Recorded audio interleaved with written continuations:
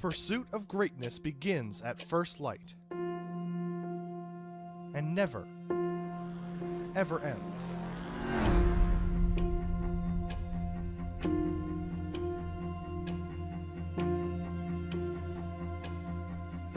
Time is the enemy, the ally, and the holy grail of every race car driver.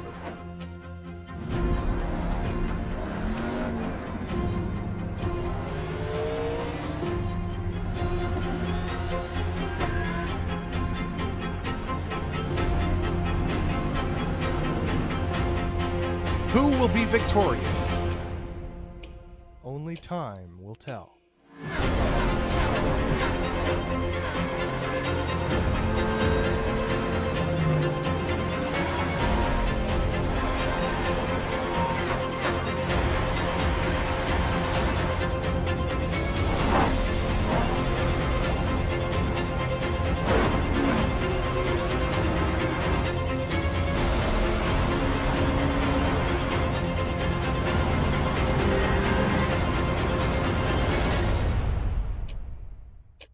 Let's go.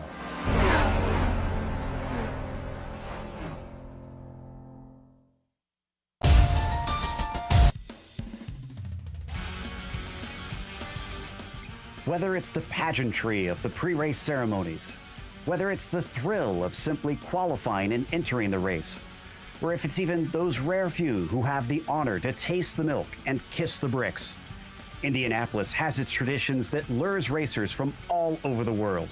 It is nicknamed the greatest spectacle in racing, but it is also one of the greatest achievements.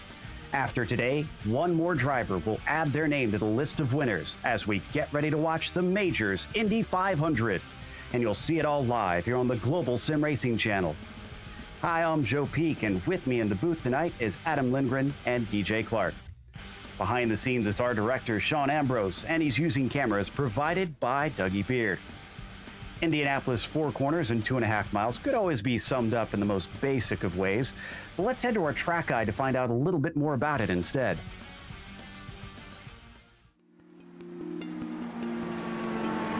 Back home again in Indiana, and it seems that I can see our guide around the Indianapolis Motor Speedway. The first motorsports competition at the Indianapolis Motor Speedway took place in 1909. The track's original surface of crushed stone and tar proved problematic. The owners paved the track with more than 3 million bricks, giving rise to the nickname the Brickyard. Indy isn't known for its banking, with only 9 degrees of banking in all 4 corners. Indy is unique because those 4 corners are individual corners. Each is separated by a short chute. Turn 1, you find yourself battling tunnel vision with the grandstands and pit road on both sides of the track closing in as you're trying to hit your mark. Turn 2 and down the backstretch, the drivers are often facing wind. Turns 3 and 4, also known as the north end of the speedway, flow exactly like turns 1 and 2. Surviving 2 world wars, 10 popes, and older than sliced bread, Indianapolis Motor Speedway is the most historic racing venue in America. Stepping onto the hallowed grounds of Indy, you feel over the 100 years of history. Winning at Indy requires all of the luck, skill, drive, and determination that you have. Many have come to taste the milk and have left empty-handed. The yard of bricks at the start-finish line pays tribute to the original surface. Kissing the bricks at Indianapolis Motor Speedway after your victory has quickly become an Indy tradition. With that being said, that's just scratching the surface of the Indianapolis Motor Speedway. And when you think about it, all these drivers are just chasing a glass of milk over 3 feet of bricks. It's amazing how those simple things mean so much to so many people. This has been our guide to the Indianapolis Motor Speedway. Strap on in and enjoy the show.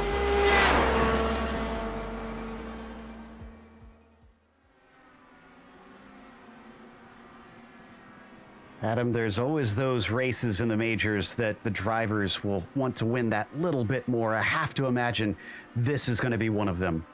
Absolutely, Joe. And Indianapolis Motor Speedway itself is a legend of motorsports, and the Majors Indy 500 cranks up the challenge for these drivers around this 2.5 mile or 4.02 kilometer oval.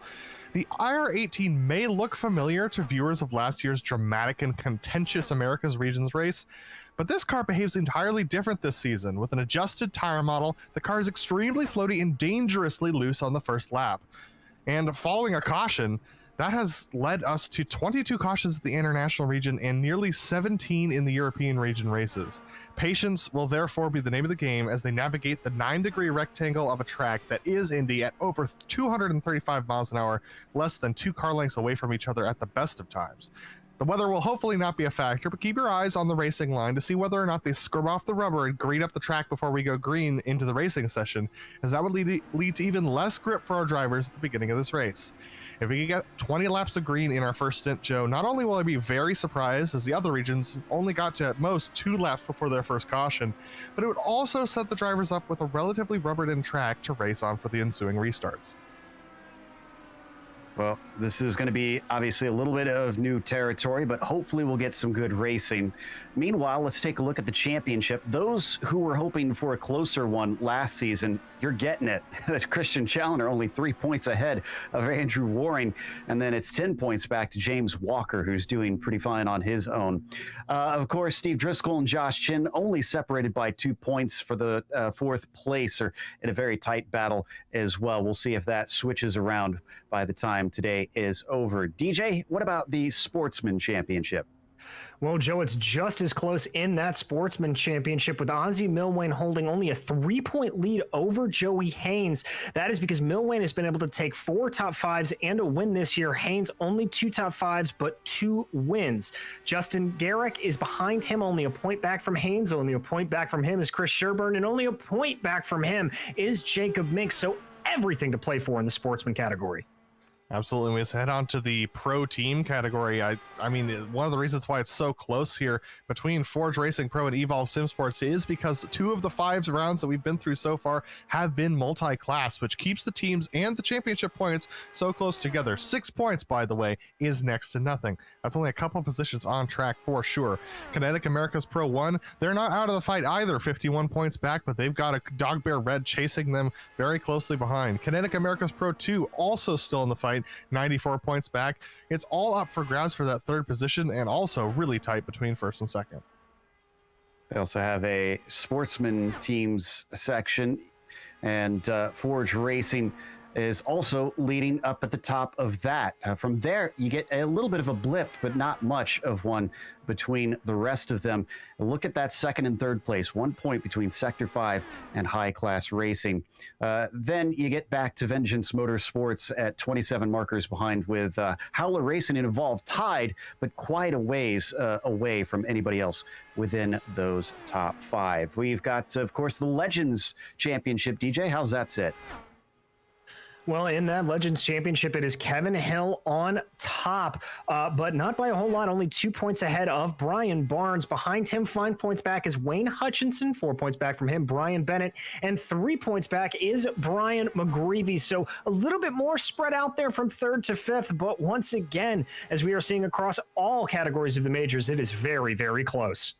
Absolutely, and just as close is the America's Legends Sports category, the Sportsman, and Maurice Gamillion leading that by only 2 points over the 3 Roberts. Robert Gamble, Robert Covey, and Robert Deloach, all only separated by 1 or 2 points. So, and then we have Stephen Paulson and Jason McSparron, who are sitting back there tied for 5th position. I mean, I haven't seen the Majors Championships this close in quite a few seasons, Joe. It's given us a lot of fun, and hopefully it'll stay at least relatively tight all the way down to the end of the season. Our race details for today's event, as we mentioned, we are in the Dallara IR-18. This is round 6 of the season. 200 laps, a traditional Indy 500. It is open setup as always, and at Indianapolis, that can be especially critical to speed and endurance. How is the car going to handle over the long run around here? Remember, you have to go those 500 miles. Incident cap is going to be 26, and they will be disqualified immediately if they reach that. They also have a fast repair if they choose to use that. Now, right now we're watching our points leader, Christian Challoner. They average the 4 laps here. So we're going to have to wait for the drivers to complete these 4 laps to be able to tell where they sit in regards to one another, which is why you're seeing a completely empty board on the left side. Jimbo Pfeiffer is going to be the first to finish that. He'll be followed pretty quickly by Christian Challoner, and he will go into second as Adam Halleck is going to be quicker than him. Yeah, Joe, and it looks like that time for Challoner is going to be a little bit slow. That's only really coming out to what would convert to Indy times as a 227.68 miles an hour. And indeed, Halleck, Walker, Warling, all pipping Challoner to pole right there, and Lionel Callisto in 9th right now provisionally.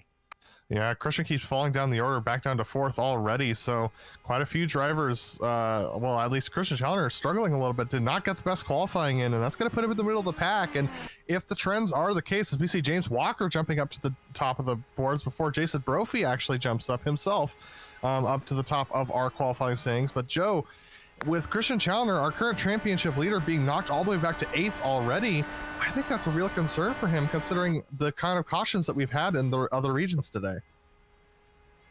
Oh, that's interesting. An errant wheel. Yeah, I'm not sure what's going on there exactly. That's a new one. Yeah, but Never seen that before. I have to say that Christian hasn't always been known to be as strong here. He's strong-ish, but he's only won here once, and that was in the European region, I believe, 2 years ago. So he could still be a challenger, and it is a long race as we now watch on board Vincent Leherbier and see what he can do on his last few laps. Yeah, Leherbier letting that car run wide to carry as much momentum. That's a very slow last lap there. Seeing a lot of guys put times down into the low 39s. Here comes Justin Morton, though, across the line. It's that streak across the yard of bricks, putting in a 39.62. That should place him, if he can keep that average the same, around 15th to about 22nd. Yeah, Justin Morton just coming off of a win in the BRL Grand National Series himself, so doing a good job getting up there and staying up there in the top 20. One thing that we should mention is because it is taken as an average of the 4 laps, if the drivers brush the wall or go across the grass, that discounts their entire qualifying, and they're going to start from the back, which Vincent Leherbier brushed on his first lap. So he is going to have to work his way from behind everybody else that qualifies, as Justin Morton has put himself into 18th with that last lap. Here's Jeff Schmeier. Looked like he was handling that car a little bit too much coming off of the wall. Not exactly what you want to see, but still a good run there for the Dog Bear Red driver. That's a 39.4. That's a very competitive time. Swings the car out wide there through 1 and 2. Looks like he's got a very good handle of it. Not a lot of oversteer that he's fighting. Maybe could have let that car run a little bit wider up to the line to try to carry a little bit more speed, but I'm not one to question if he's able to put in those mid to low 39s. So we're waiting on him, Lynn Kinchlow and Ryan Steele. Kinch is on his last lap, but he is also very slow. So I think maybe he's electing to try and start from the back of the field. Schmeier finishes his 3rd lap, just enough time to take one more run around. 39.4, 39.497, 39.590. This is looking a lot like what we saw last year as well, where the first lap tended to be the quicker one. Yeah, definitely the case. And I think the track is, as it rubbers in, is actually getting a little bit more difficult for these qualifying setups. We're riding on board with Ryan Steele right now, currently on his 2nd lap of his qualifying session. So at almost 40 seconds per lap, he should make it to the end by the time the clock ticks down to get that time in, but it's gonna be a little tight. His last lap was a 39.494, so right up there with our top runners. So we'll see where he ends up. Schmeier puts it in the mid-pack, 16th for him after his last run through. And Lynn Kinchlow's parked it actually before the yard of bricks, so he is making extra sure that that last lap is slow enough that he is put towards the back of the field. We're still missing about half a dozen drivers that need to put a time in. This will be the 3rd one for Ryan Steele, who looks to be the last of them to try and set a competitive time. This one through a 39.6. Ooh, he was 2/10 down across the line, so this is not looking like he'll be terribly quick. No, not necessarily. And Joe, as Adam was saying, they're very, very common for that to happen. These cars are so trimmed out in terms of downforce on these qualifying runs. There is absolutely nothing pushing the cars down into the ground that you would normally expect. So very easy to get loose. You can see just with that onboard, the car seeming to sort of drift and wobble through the corner a little bit. It's just so loose and such a razor's edge. Last lap. Where is it going to put him? It was a 39.686, so that is pretty close to what his previous one was, and it'll put him into 18th. I believe that's the last of our qualifiers. And I mentioned the traditions here at Indianapolis. One of the best ones, in my opinion, one of my personal favorites, is, of course, the singing of Back Home Again in Indiana. If you would join us, please.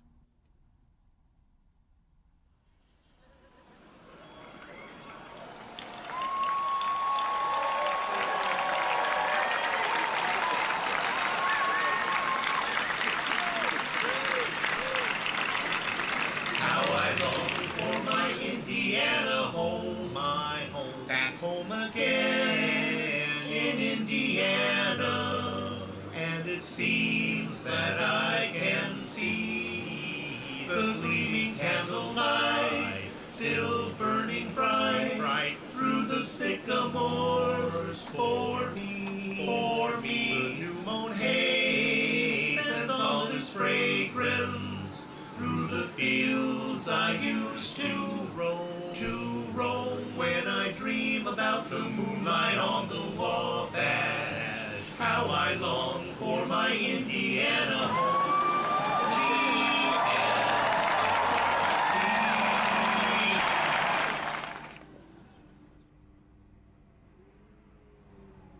Always love hearing that. Just brings me back to all the times that I've watched or been able to attend this race. But now this brings us to the starting grid. This is when things get serious. And it is Austin Espedy who took the pole today. He'll be flanked by Jason Brophy to his outside. Andrew Wood starts in third with Adam Halleck in the fourth position. Josh Chin starts from P5 and Liam Quinn will be to his outside. James Walker starts on the inside of the fourth row. Rob Powers will be in eighth. Then it's Travis Warling in ninth and Christian Challoner wound up 10th. 2 by 2 as we go here with Wayne Hutchison in 11th position. Matthew Thunhorse lining up alongside him in row 6. Row 7 is going to go to Kevin Hill and Daniel B. Johnson starting in 14th. 15th, Steve Driscoll next to Jeff Schmeier in 16th position with Samuel Harris lining up in 17th. Brian Steele 18th. Last of our top 20 is going to be Zachary Brown and Justin Morton in the 20th position ending row 10. DJ? In 21st is going to be Aaron Roofs, and to his outside will be Mike Grandy. Brian McGreevy and Lionel Castillo will make up row 12, followed by Justin Kirby and David Henger. Behind them in 27th, it'll be Jimbo Pfeiffer and Jason Wallet to his outside, and rounding out that top 30, it'll be David Hall and Lynn Kinchlow. Last few drivers did not set a qualifying time and are gridded at the back. Boyd Hogan in 31st, Vincent Larabier in 32nd, and Trent Brown in 33rd. We have an extended field here for this Indy 500. Nick Kuhn, Chris Yatito, and Andrew Waring. Interesting to see him elect to start from the back. Seems to like his chances to try and stay out of trouble in that fashion. As the pace car takes off and now leads them along on our single pace lap. I have to think, Adam, that at least a few of these drivers got to be feeling a little bit of nerves. Absolutely. The nerves are going to be for those at the back of the pack, those who didn't manage to set those times, because with the trends that have been going on in the other regions, you're looking at a wreck in the first couple of laps. So what these drivers need to do is they all just need to try and calm those nerves, try and be patient, wait for the guy ahead of you to go. Don't jump at the green flag. Remember, you got 200 laps, 500 miles around Indianapolis to make it through today. And if you wreck out early and spend that faster power now, you're going to have a lot less of a chance of making it there to the end. These cars are going to be a real handful today, especially with a track temperature of 106 degrees Fahrenheit, 41 Celsius, DJ. Indeed, and with that 50% humidity, it is just like you would expect from an Indiana in May. Now, one of the other stories to keep in mind during the course of this race, you'll hear us talk about it a lot, is the tools that these drivers have on board as the race goes along. They're able to change the front and rear roll bars, as well as that famous weight jacker that they can do to try to help them through traffic. It'll be something that they're going to have to keep an eye on and manage throughout the course of this race. Into turn 3 already, as Brophy and Espedy are eager for that green flag to wave. The iRacing pace car just has to duck off out of 4, and then we are released for 500 miles here at Indianapolis. 200 laps to decide who is our 2021 champion at Indianapolis. Pace car heading in from here. And does he wait for it? Espedy's giving it a moment, and he's on it. Austin Espedy is now on the gas as the green flag waves for our latest iteration of the Majors Indy 500. He gets a good jump over those behind him. Brophy and Wood immediately slotting into single file. All those behind coming through turn 1. Are we going to stay clean? Christian Chowner actually trying to go around the outside of James Walker in the background through turn 2. He's going to be able to get up there. He's got the draft of Rob Powers up ahead of him. He's going to slip to the inside and try and go around Rob on the bottom side. It's still going to be 2x2 for the lead as well. Jason Brophy making the pass on Espedy, but Christian Chowner washes up the track in the middle. He's going to hold up the middle of the pack, DJ. He is indeed, and that's a big checkup behind him. Matthew Thunhorst looking very racy along the outside of Wayne Hutchinson as they come out of turn 4. But up for the lead, we've got another challenge as these guys do not want to be in second. Oh, and we've got our first caution just into the second lap. It looks like Kirby and Yatito are the two involved. And the trend stays true, Joe. Yeah, this starts with Kirby in the 43. I think he's going to bounce off that exit of 4. Unfortunately, poor Yatito kind of was at the wrong place at the wrong time and couldn't avoid him. We've also, once we see this, we've got a great onboard for Waring. Andrew narrowly avoided this. You're going to see this with the replay focused on Kirby here. There's the bounce. Yeah, just hits the outside wall, ends up can't control it coming to the inside. There is, oh my goodness, Andrew Waring just sneaking right by. That's as close as you can get. We're going to go on board with Andrew and see how he avoids this. Second place in the points. He started from the very back of the field. He's blind, Joe. He's blind, tucked in behind Boyd Hogan. He did hit the outside wall. Yeah, had a little bit of a touch, but I wondered about his strategy of deciding to start from the very, very back, because yes, he can try and kind of hang back, but he's still vulnerable back there. Yeah, he very much is, Joe. And that strategy of wanting to hang back over the course of the Indianapolis 500, that works when you are in about 15th and up. If you are starting well down in the pack, this is exactly the kind of thing you are asking for. But Adam, I think you saw some damage potentially. Just a little bit of nose cone damage. Left front wing is pushed in a little bit. That's going to be affecting his turn in when he goes to turn into the corner the next time. It's very, very slight, but at the speeds they're running 235 miles an hour, Joe, he's going to be feeling that when he makes the turn into turn 1. The good news is he could get in and have that completely replaced. That's something that iRacing does simulate, is having the entire front wing assembly completely replaced in your pit stop. So he doesn't need to waste a free repair for that, but it will send him obviously back to the back of the pack again, which he's already pretty much there in the first place. So I suspect we're going to see him in to repair that if he's aware of it, but we don't know that that's the case. As soon as he figures out that he might be a little bit down on speed, next caution, I wouldn't be shocked to see that bright green car come down to the lane. And he is, Joe. He has come down to the lane, and he is going to take a pit stop along with a couple of our other runners in the back. Lionel Calisto, Boyd Hogan, Vincent LaHerbier, Trent Brown, Nick Kuhn, and then, of course, Justin Kirby and Chris Tito, who had to tow. They're probably looking to get their spare cars out at about this point. Now, this is something we see in the real life Indy 500 as well, DJ. The fuel strategy always comes in as soon as that green flag falls. I have to imagine that a lot of these guys are probably thinking long term, trying to top it up whenever possible if they're at the back. Most certainly. You don't want to give up that track position, but at the same time, that is going to be absolutely crucial if you can make the fuel strategy work to your advantage. Now, we anticipate under green flag running in clean air, these drivers will be able to make about 32 to 33 laps work on a tank of fuel. Obviously, if you're behind somebody, you're able to lift off a little bit. That'll be able to help you, as will these yellows. Well, the Zach Brown's got the shake and bake on his mirrors.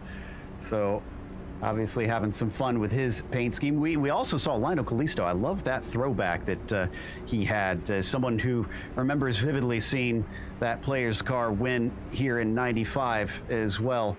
That is certainly bringing back memories. I think are we going green this time? Let me double check the lights on the pace car. No, they are still on, so we still have another to go. Don't have the double up that we're used to on the NASCAR side. The drivers stay single file on these restarts. Absolutely, and that's caused a little bit of a concertina effect in the European region restarts, where the drivers in the back were trying to anticipate the restart. Now, that doesn't do you any good because of the long run we have down to the start-finish line. The start-finish line actually isn't halfway down the straightaway. It's actually at about the 2/3 mark down the straightaway, down the front straight here at Indianapolis, and you can't pass on the left side, otherwise you get a penalty from iRacing. So anticipating the start actually isn't going to do you any good. The best thing you can do is to try and restart as quickly as possible behind the person ahead of you, so you keep their draft and then have an opportunity on the backstretch for a pass. So the front two certainly like that slipstream. I did notice that, DJ, that it seemed like this year with the aerodynamics and what we've got with the tires, it looks like it is quite possible to try and swap back and forth relatively easy. How do you think that's going to affect the racing? Do you think they'll try and calm down then, knowing that they don't necessarily need the track position, or will this ramp it up? I think what it'll do is, especially after we get through maybe the first third or so of the race, when tempers kind of go down a little bit, everybody starts to settle in, you'll see a lot of that swapping. One of the biggest things that you can do to really get yourself ahead in the field at the Indianapolis 500 is actually lifting off the throttle. It is letting somebody go by you and taking advantage of that draft for a little bit. So watch for a lot of the front guys to do that from time to time, especially going down into turn one. All right, we've got the restart coming, and Austin Espedy will lead the way once again with Brophy now behind him. But those two seem relatively closely matched as they traded the lead a couple times, even within the lap and maybe about a quarter that we had. So as we come out of turn 4, once again, the iRacing pace car looking for that entry, and Espedy waiting to get on the loud pedal. There it goes. Espedy holding them, and now he accelerates away. Green flag is back out, starting on lap 6. Let's see if we can get some more green flag racing in. Nice gentle restart from everyone in the back of the field as well. Everyone being very careful now. Turn 1 has been challenging for these guys on cold tires, especially once they've done a heat cycle. Looks like most everyone is going to make it through. Keeping my eyes, looks like everyone's made it through turn 1. Turn 2, a little bit less sketchy, but the guys at the front are already starting to battle. Austin Espedy under heavy pressure from Brophy. He's going to look to the inside as they go towards turn 3. Wood had a good run, but he's going to lift before he gets there. Josh Chin as well, sucking up to the back of that 64. Top 4 starting to break away before you get back to 5th with Adam Halleck. He's about half a second behind. Here we go again. Now it's Brophy's turn to see that 88 go on past him down into the first corner. So those two keep switching back and forth, but those behind them, Wood and Josh Chin, don't seem quite as antsy about it. No, not at all, Joe. The leaders here acting a little bit more like they're racing the old Dallara DW12s from back in the day, and the constant switching of position that we would see out of those races. There you see a big come in. Ooh, and there's Wood trying to take an inside look to the side of Brophy. That's going to put him a little bit up. Good job of Brophy to collect that, but Wood looking very, very aggressive. He wants that second place. Brophy riding a lane up. I wonder if he's trying to preserve the tires at this stage. And there goes Wood past him now, up into second place. So change that podium around. Wood taking the fastest lap with that slipstream helping him along.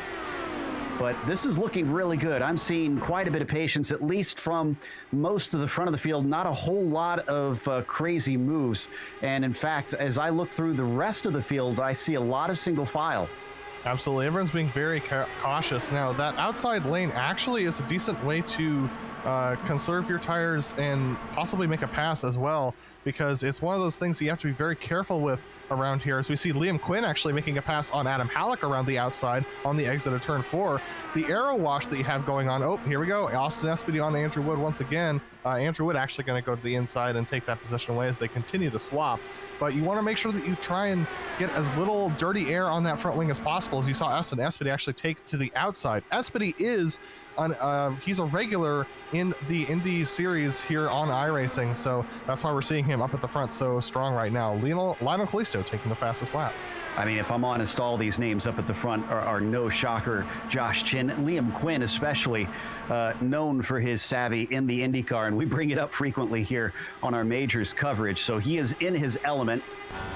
We're going to ride on board with Quinn as we look through the new windscreen, seeing the top 4 ahead of him. In fact, that has become more like the top 2, and now the next 3 behind them, because Wood and Espedy have pulled a gap on Brophy and Chin. Yeah, indeed they have. Everybody's starting to stretch out a little bit more, and that is what we have seen a lot of times here on the opening laps and the opening restarts of this track, is that you see a lot of really aggressive passes for the lead, but then once it starts to go a little bit further, once the tires wear, it gets harder and harder and harder. And so we'll have to see if drivers are able to be aggressive. The 25 Liam Quinn's trying to take a look at Joshua Chin, but thinks better of it. Doesn't go for it, but Wood does. He overtakes Espedy yet again. They've been basically switching positions twice a lap, once on the front stretch, once on the back stretch. See if they do it again here as we now watch them fly down that infamous long back straight coming towards turn 3. No, that was a lift that time from the 7. There's about 3 groups right now from first place on down to 11th. Then we got 12th from Wayne Hutchison all the way down to about 24th position down with Brian McGravy. Then it's a little bit of a break before we hit 26th, Lynn Kinchlow, all the way down to the back of the pack. Those 3 groups are what we're seeing right now, but those leaders are starting to break away a little bit as we see Austin Espedy take the position away from Andrew Wood once again into turn 1, continuing that swap over. Let's take a glance at what Andrew Waring's been up to.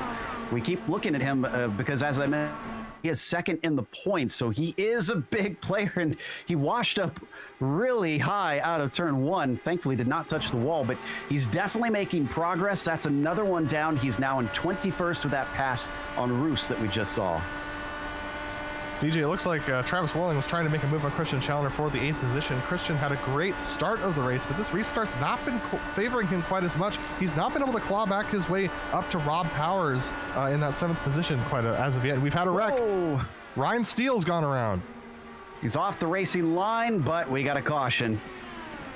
Thankfully, nobody else going to hit him. I think there was a little bit of debris that did get back up into the racing line. I'm not sure if that damaged anybody, but Steele is definitely going to have to take his spare car. Here's the replay. Let's see what happened. He just got his left front tire right underneath that white line. This is a story that we've seen all weekend long with these Indy cars, DJ.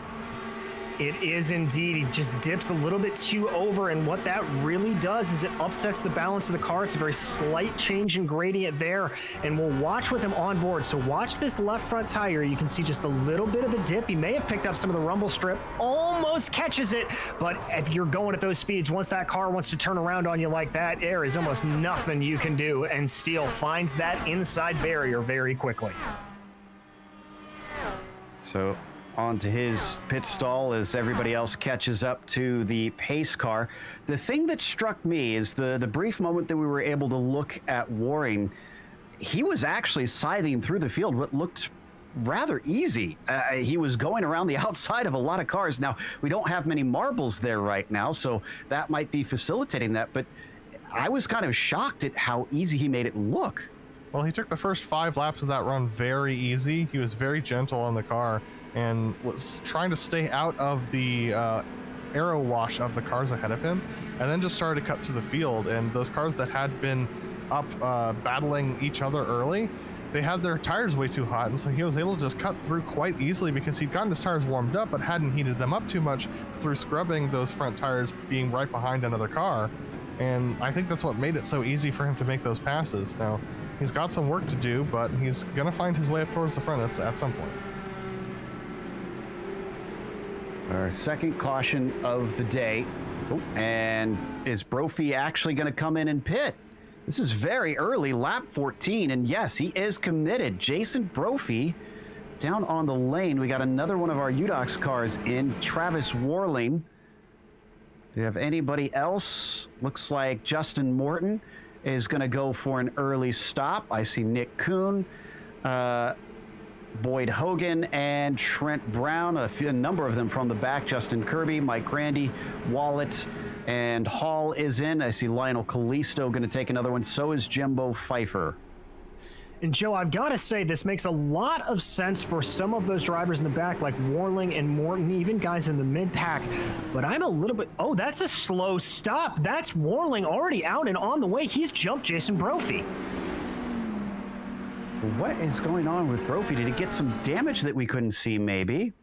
I believe so. Or did he speed in pit lane? Well, he's been in there for 30 seconds. We'll see what happens here. A regular pit stop's about 8 to 9 seconds. So if he hits about 39 seconds and then jumps off pit lane, and that's what's going to happen, I think he got a pit or speeding penalty. I'm looking. He was below the... Yeah, he was on the pit speed limit. The question is, Joe, whether or not he passed... Did he pass anybody before he came to pit lane? I don't Doesn't think look so. like it. No. Well, this is bizarre. We'll have to try and figure out what caused, if it was actually a penalty or if this was just him taking some damage repairs of some sort to try and get the car in order. So this changes the front of the field. Espedy still leads. Wood is now in second. Chin gets promoted to third. Quinn up to fourth. Halleck within the top 5 as well. Challenger, who we were wondering about, has gone from 10th to 7th. Yeah, and that's courtesy a little bit of the pit stop. So Christian's going to be hoping to have a better run here. But the one that I think is going to be benefiting most from this is Joshua Chin being able to start right up behind Andrew Wood here. He was a little bit back in that last battle. Would have probably taken him a couple more laps to really try to push himself forward. Now that he's going to be restarting in third, he is going to be one to check out. Lights are off on the pace car. Going to get restarted next time by. Before they do, I do want to mention our charity for this round. That is the Macmillan Cancer Support Center. Macmillan's ambition is to reach and improve the lives of everyone living with cancer and to inspire millions of others to do the same. Because cancer can affect your life in so many ways. They do whatever it takes to give people the support they need. Find out more at macmillan.org.uk. If you need, we've got a link in the description below, so it's nice and easy to see how you can get involved. Big thanks, of course, to the majors for having all these wonderful charities that they do every round, raising money for each. And the drivers out there right now getting ready to go. Interesting that we're not seeing anybody try to scrub the tires or weave back and forth to get some heat in them, since we did hear that is a bit of a concern on restarts. Yeah, it's a concern on restarts for sure, the cold tires into turn 1, but what's more of a concern is over the course of a run getting your tires too hot.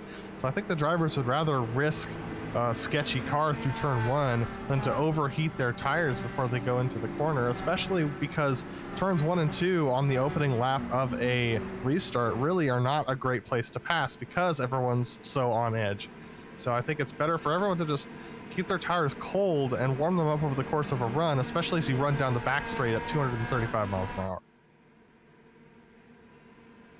Okay, as we get ready to restart, we've got one of our kinetic cars within the top 3 now. Espedy is on the gas, and he is off.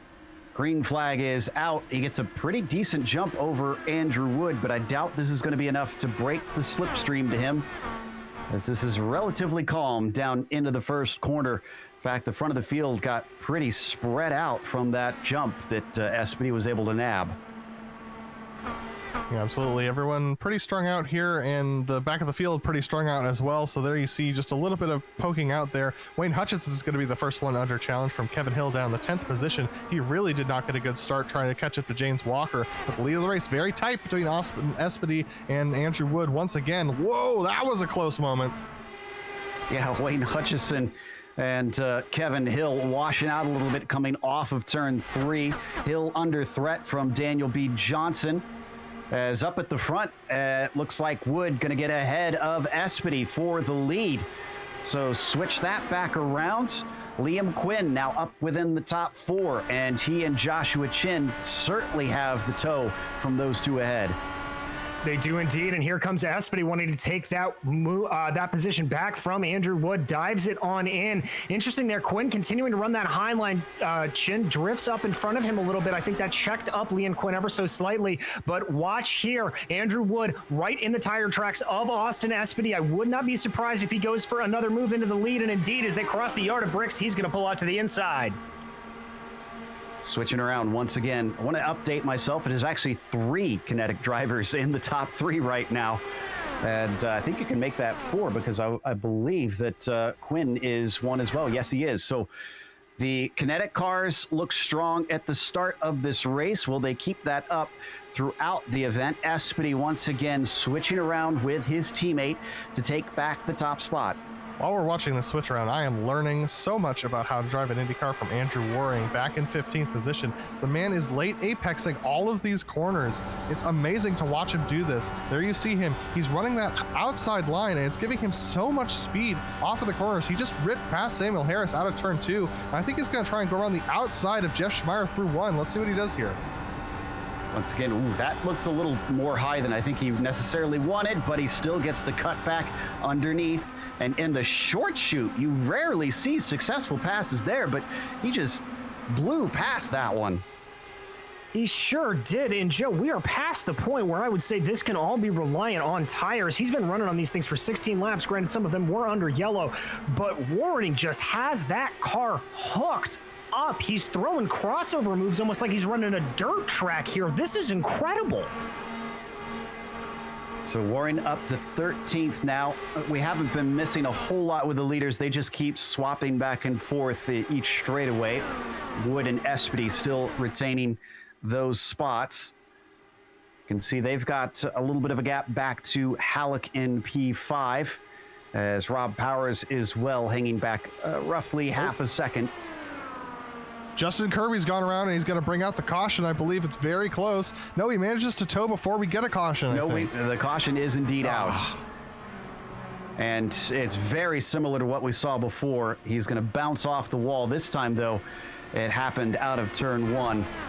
Very treacherous corner. Ooh, yeah, he was already high up. Banking. Oh, ooh, and someone, who was that followed him?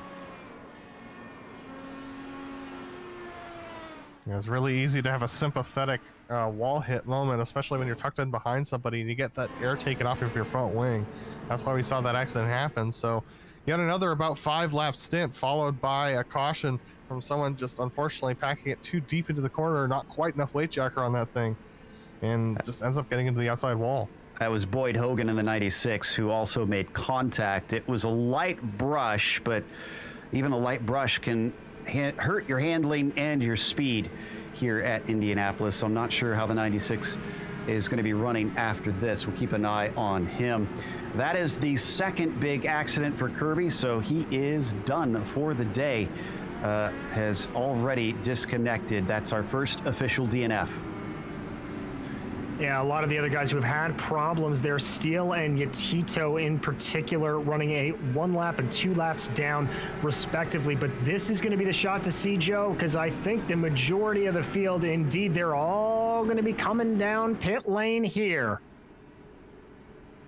Not seeing anybody towards the back motioning like they want to stay out, so it's going to be a busy pit lane.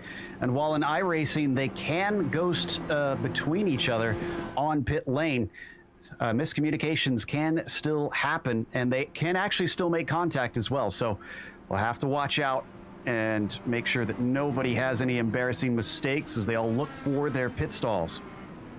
Absolutely. So Chris Yatito was the car lap down. He will get a wave by here, I believe, once we go one to green. Nick Kuhn, Mike Grandy, and Jason Brophy all stayed out. So Jason Brophy will recover that time he lost in pit lane, but he will be off pit cycle. And Joe, Liam Quinn has had a terrible stop. He completely missed his box, had to reverse, go forward, and go back again. Oh no, and he has fallen to 18th because of that. That was Sam Harris also that we saw just continue on through pit lane. I'm not sure what that was about. So here's the screw up for Liam Quinn. If you're gonna have this sort of mistake, better to have it. Oh, he just didn't see it. He missed it in the traffic. And there you see it takes about 3 or 4 pulls on that shifter between first and reverse to get it back under him. But Joe, as you were saying, it's good that he has it early. It's still not going to help. So we had a couple cars that did stay out that pitted during one of those recent yellows. Nick Kuhn, Mike Grandy, Jason Brophy, they all stayed out. Sam Harris went through pit lane and didn't stop. So they now have track position, but they are on quite old tires. No, not super old. Actually, I'm seeing most of them 9 or 8 laps between those top 3, and Sam is going to try and come in this time.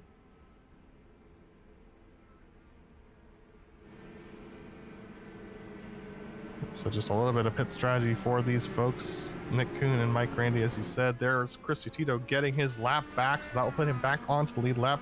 Nick Kuhn will lead them to the green with 2 other cars who pitted just before that last caution. They'll be about on 10 laps on their tires, whereas Austin Espedy, our former leader, will be back and forth with Andrew Wood and Joshua Chin lined up behind him. Well, it looked like if you got the setup, if you got a hooked up car, passing is no issue, because Waring certainly was making everybody else look slow out there today. He's still in 13th, by the way, after that set of pit stops. Yeah, and he'll be hoping to move his way up a little bit more here. Not a whole lot of position change, but this is really where you start doing that counting backwards, Joe. We're about 1/8 of the way through the race. This is the first time that these drivers have had to sort of pit out what of their expected pit window would be. So now it is time to see who's got the ability to do the math.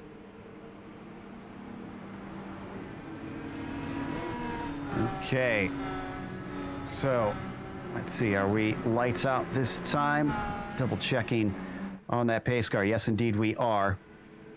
So, we're getting ready to restart here as they run through the short chute between 3 and 4 as the iRacing pace car leads down low and everybody else runs way up high. Will those 10-lap old tires make that big of a difference?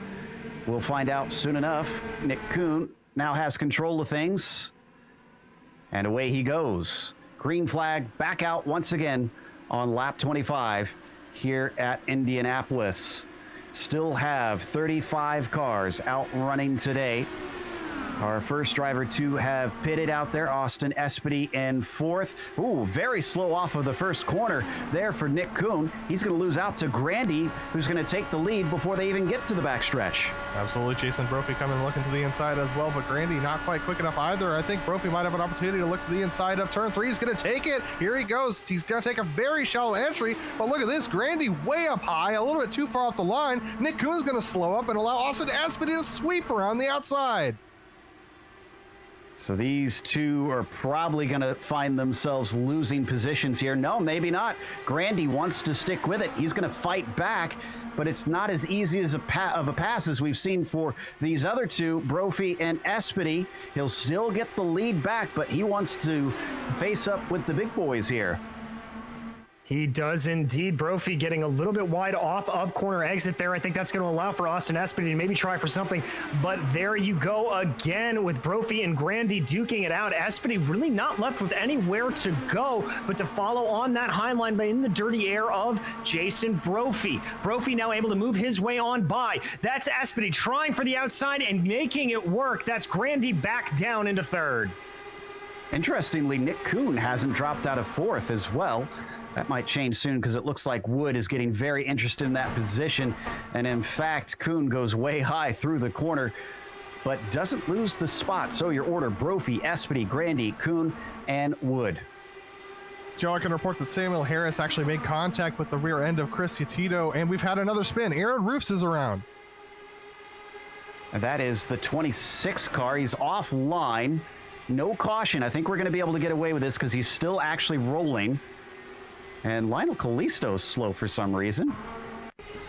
So let's watch this spin with Roofs. And then after that, let's jump to the 2 of Lionel Kalisto because for some reason he just slowed on the backstretch. Here's the incident. This is an absolute miracle. This isn't a caution. That was a huge crash to the outside from Aaron Roofs. Major contact, and he's now recovered. And there is Lionel Kalisto. I think he was just trying to... I don't think he saw what was happening ahead of him. Yeah. I think he was just backing off to make sure he didn't get into an accident. Saw the smoke and just tried to go as far away from it as possible to give himself space. Brophy leads Espedy, and they have dropped Grandy like a bad habit. It is already up to a half a second between themselves and the number 11. And back to the update on Samuel Harris. He made contact with the back of Chrissy Tito. He had to get a wing replacement. That's why he was in the pits. He's lost a lap already and will be back in 35th position behind you, Tito, now. On board with Brophy. Is he going to try and take this one back? Getting very close to Espedy and poking his nose out. Yes, indeed. So they will continue this little dance up at the front. Grandy is just ahead of the man that he restarted near, Nick Kuhn.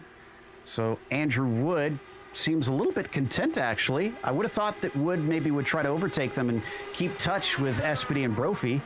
We're going to go side by side, though, for that third position as Nick Kuhn takes that away. Does indeed. Andrew Wood almost has a little bit of a half look, stays to the inside. That's going to be a shallow approach into 3. He's going to be trying to drive Grandy up the road. Oh my goodness, big wash up the track from Andrew Wood. Chin sees that and decides, okay, I want to get ahead of this mess. He's going to overtake Andrew Wood. Oh my goodness, that was a nervy moment for the 64. Absolutely. Very nervous for him, for sure. That's one of those moments where the car just starts to wash up. There's nothing you can do but just try and hold the wheel lock and pray that the car turns and just back out of it, as we see Brophy and Espedy doing the swap over once again.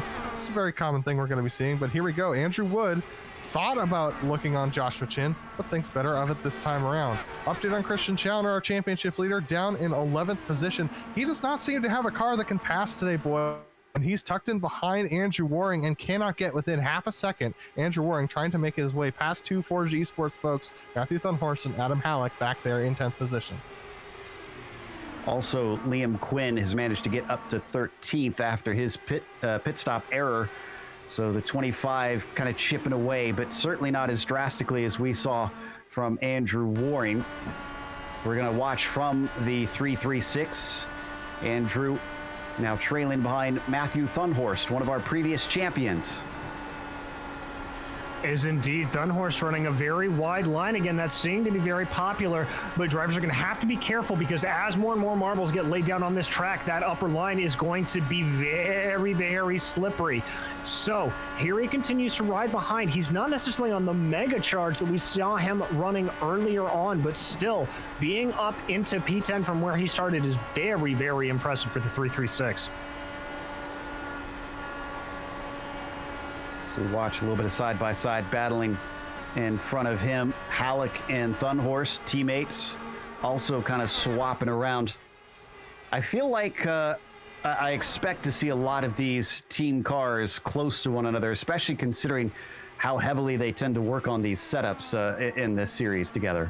I mean, absolutely. The setups will be very similar, but also they're very driver dependent. Some drivers like to adjust the weight jacker a lot. Some of the drivers don't really prefer to do that, and so the setups will tend to be a little bit different for these teams and for these drivers individually. But the philosophy will be the same. And having driven on a team myself, one of the things that gets challenging is if your driving philosophy is very different from another driver's, trying to adjust to their setup can be a real challenge, especially when it comes to the balance of the weight on the car. Boring just went by Halleck, so that'll move him up to 9th. Challenger approaching the back of that 36. We'll see if those two also swap places. Well, and the other thing to keep in mind regarding those setup changes, guys, is remember they can make a little bit of change here and there to the wings when they come into the pit stops, as they can in real life on these IR18s. So that is something that as the track maybe heats up, cools down, depending on what the sun's doing, that can be a big change that drivers can make to try to help their cars be a little better. Another swap for the lead. So go ahead. Speaking of heating up, Joe, the track has heated up by 10 degrees Fahrenheit, so we're up to 48 Celsius now as we continue to go. 50% humidity still. Ooh, wow, Jason Brophy a little bit wide through the turn, but looks like he's managed to keep it together. He's going to swap with SPD one more time. Yeah, they started the race virtual time, a very similar start time to the real thing, just after noon. And so it's going to see some pretty hot temperatures probably throughout, unless we get more cloud cover. We've had some great battles back in 17th, 18th, and 19th. This is between Schmeier, Driscoll, Brown, and Warling. Brown and Warling have certainly done a number of side-by-side corners and haven't run into trouble quite yet, but looks like maybe they've settled into things. Oh, a big wash up, unfortunately, from Zach Brown. He's very slow, gonna try and poke his nose to the bottom. Warling decides against it, but he's gonna get the slipstream. Does he try and finish the pass here? I think he's gonna take a dive to the bottom side here, DJ. He is certainly thinking about it, and it looks like that is trying to be a little bit defensive. Able to hold him off there is Zach, so that's going to be okay for now. But Joe, not entirely surprising. We've seen this calm down. These drivers, the majority of the field on their 13th or 14th lap on this set of tires. Some of the guys who elected to stay out, it's their 22nd, so these tires certainly wearing in. See, what are the oldest tires that we've got out there, trying to check. It looks like right now it is Brophy, Kuhn, and Grandy, if I'm seeing correctly. That's correct. All those guys stayed out during that last caution, did not come in and pit with the rest of the group, so that's why they're up front. They don't seem to be struggling very much with that right now as they continue to go side by side, actually, between Grandy and Chin. As Chin trying to make the pass to the inside, he's going to get it done into turn one. Put the 93 car into 4th now. He sizes up Nick Kuhn. Is this where he decides he's ready to go and try and catch up to our leaders who have given themselves a handy gap to the rest of the field? He gains on the 19, but then elects not to try and pass, at least into turn 3 for now. Yeah, just deciding to hold back a little bit there, seeing if he can maybe get a better run. Now, depending on what that wind speed is, sometimes you get the headwind is there. We see another pass for the lead. That's SPD diving down to the inside of Brophy, gonna get the pass done, and another swap for the lead. It's a very mild wind here today, so I'm not sure if those 2 miles an hour are going to affect that the headwind and tailwind too badly. They're on board with Kuhn, looking at the top pair, who are once again going to swap around. Brophy is now your leader. Yeah, now these cars are getting real unwieldy when it comes to this hot of a track. They're going to be really challenging to follow in line with one another. That's why you're seeing Kuhn back off a little bit from those leaders. He's trying to get some clean air, cool these tires down a little bit. We're seeing some of the drivers towards the back of the pack get a little bit loose as they adjust the weight jacket to try and compensate for the tightness that the car gets to as the tires wear. So I'm expecting that we might have a little bit of a moment with some of these drivers at some point when when someone takes a little bit too deep into a turn and hits the outside wall. Now, we had Chris Yatito in and out of pit lane. I couldn't see if he had any damage. It didn't look like it. But the 888 is now 2 laps down because of that. It's not been the best of days for him, unfortunately. Joe, I was just looking over my pit stop numbers. That is actually a planned pit stop for Yatito. He had, basically, he was low on fuel and he needed to come in, so that was completely planned. This is for P5 between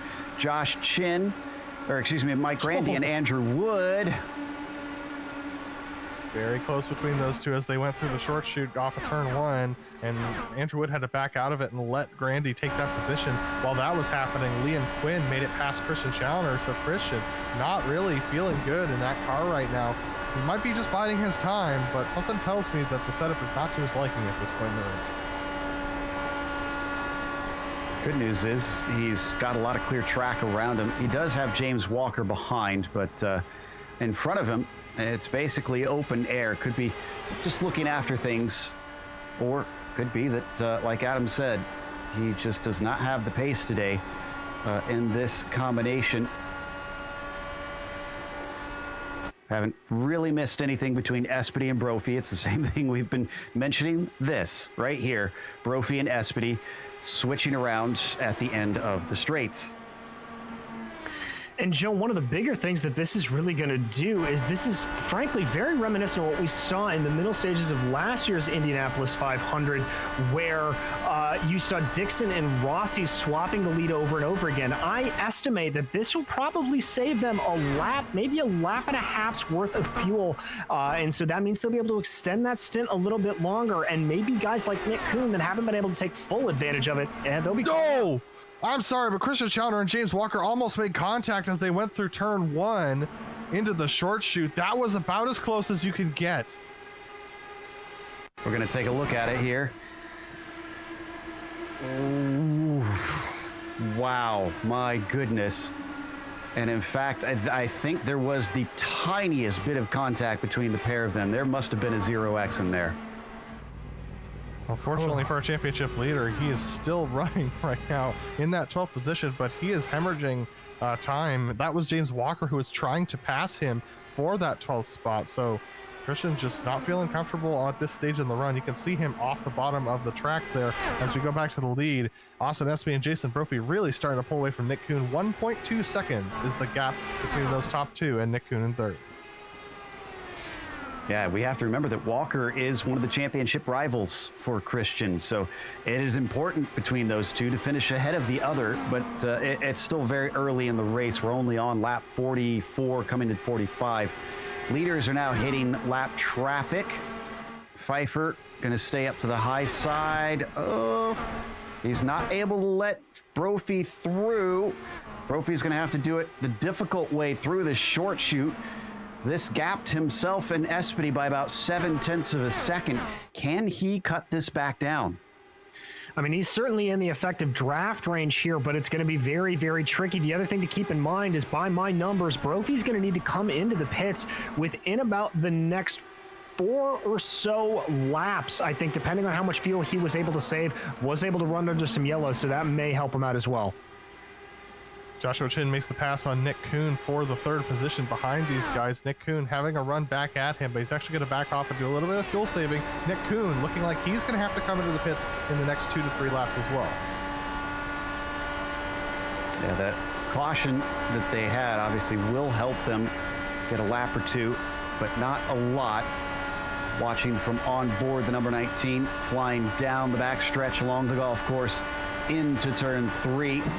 And that is Josh Chin in front of him, continuing to cruise. Wood just overtook Grandy for that 5th position. So Wood has had enough behind those that have stayed out at that last caution. Indeed, he has those tires running now on about 32 laps for the guys that stayed out, so they are very, very strained at this point. That car is going to be getting looser and looser by the minute. But we were asking if Jason Brophy would be able to catch up to Austin Espedy. Indeed, he has. He's already closed that gap down to about 0.4 of a second, so keeping things very tight at the front still. Yeah, so that tells us some valuable information about what to expect from the slipstream here if someone loses touch with a rival. Brophy, though, just got on the radio to tell that he is pitting. And there he goes. Green flag stops. This is going to hurt, but we'll see how this plays out in the long run. Locks him up slightly. I think he was okay on pit lane. Grandy and Nick Kuhn kept going though, so they're on 34 laps on this stint, whereas Brophy was on 33 when he came into the pits. So this will be interesting to see how long Kuhn and Grandy can keep going out there and draw this out, or whether or not Brophy's exit off of pit road here can cause a caution. Boyd Hogan also came to pit road. He was really struggling with rear end grip, almost lost it in front of Lynn Kinchlow a couple laps ago. Sounds like Mike Grandy plans to pit. Indeed, he does. He's following in Nick Kuhn. Both of them trying to get down to the limiter, and they are going to reach it as we see Brophy exiting back onto the racing surface, and they do have to take that pit lane exit, that little extra road at the bottom. Just like real life, they're required to use that to get their speed up. Looks like Kuhn is in and out, and a 9.4, slightly slow stop for him. Boyd Hogan has been stuck in there for a while. Maybe some damage or some sort of repair to Boyd Hogan, but crucially here for Jason Brophy, able to stay on the lead lap. There you can see him. Now let's see where he cycles out in relativity. There it goes, flying by Grandy and Kuhn. I know he's going to be happy to be ahead of them, but I've got to say, I think that's going to be almost a little bit disappointing. Probably be able to do a little bit better if he was tucked up behind them and able to use them as sort of a draft buddy here. Instead, both Kuhn and Grandy, they're going to be right in the hot seat with Austin Espedy bearing down their neck. I think the person who's going to be happiest about this entire run so far is got to be Joshua Chin. He's up to second position after restarting in fifth, and he's just been flying by people. Been feeling like he's been catching up to Espy, but Espy's now got the double draft of Grandy and Kuhn and starting to pull away a little bit on the straightaway. Also just hit the one. Oh, Waring! Waring's in the pits as well. Interesting. Now, Waring did take a very early stop, so maybe his last one in was not a complete stop. Maybe it was just a little bit different, but then why would he should have been able to go for a splash and dash. And that was a bit of a long stop there for him, Joe, so I'm not sure what that is. I'll see if I can dive into some numbers, seeing if he's doing some sort of algebra I'm not sure about. They don't have any tire limits, so they are able to use as many as they want throughout the race. Waring is going to come back on. Unfortunately, a lap down and just barely. Looks like the leaders are about to lap him.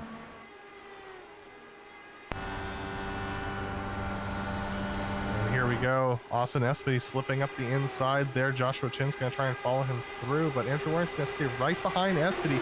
He's got to make his way by Espedy in order to get back onto the lead lap should a caution come out here. So look at him taking that outside line, using that new rubber to try and build up some speed here. But Espedy has got the draft of Grandy, and I don't think Espedy's going to want to pass him. Is Andrew Waring going to send it up the inside? He thinks better of it. Going to go around the outside instead. And wow, just rip around the outside on those new tires.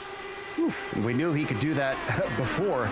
Now he really can with the huge difference. We've also got Zach Brown in the pit lane. Let's watch the onboard here, see if he's going to adjust anything on his wheel. He looks very unflappable. That's one thing I'll say about Zach and what we've been watching with his onboard. Just, but he's going to miss it. Oh. And still doesn't look all that phased, but I bet inwardly he is kicking himself. Austin Espedy into the pits. 30-lap stint for Espedy. That's short. That's very short, guys, and I've got to say, I think what that means is that we're going to need a lot more yellow to get up to that 33 potential. I haven't seen anybody hit it yet. The most I've seen is 32, so they're going to need a lot of yellow or have to be very, very light on that right foot to hit that magical number 33 like we talked about pre-race. Well, here's one thing that I wonder too, is since iRacing has added the windscreen, has that affected the fuel numbers, since that adds a little bit more drag? It very well might. I mean, I was running those numbers myself on this and doing what I could.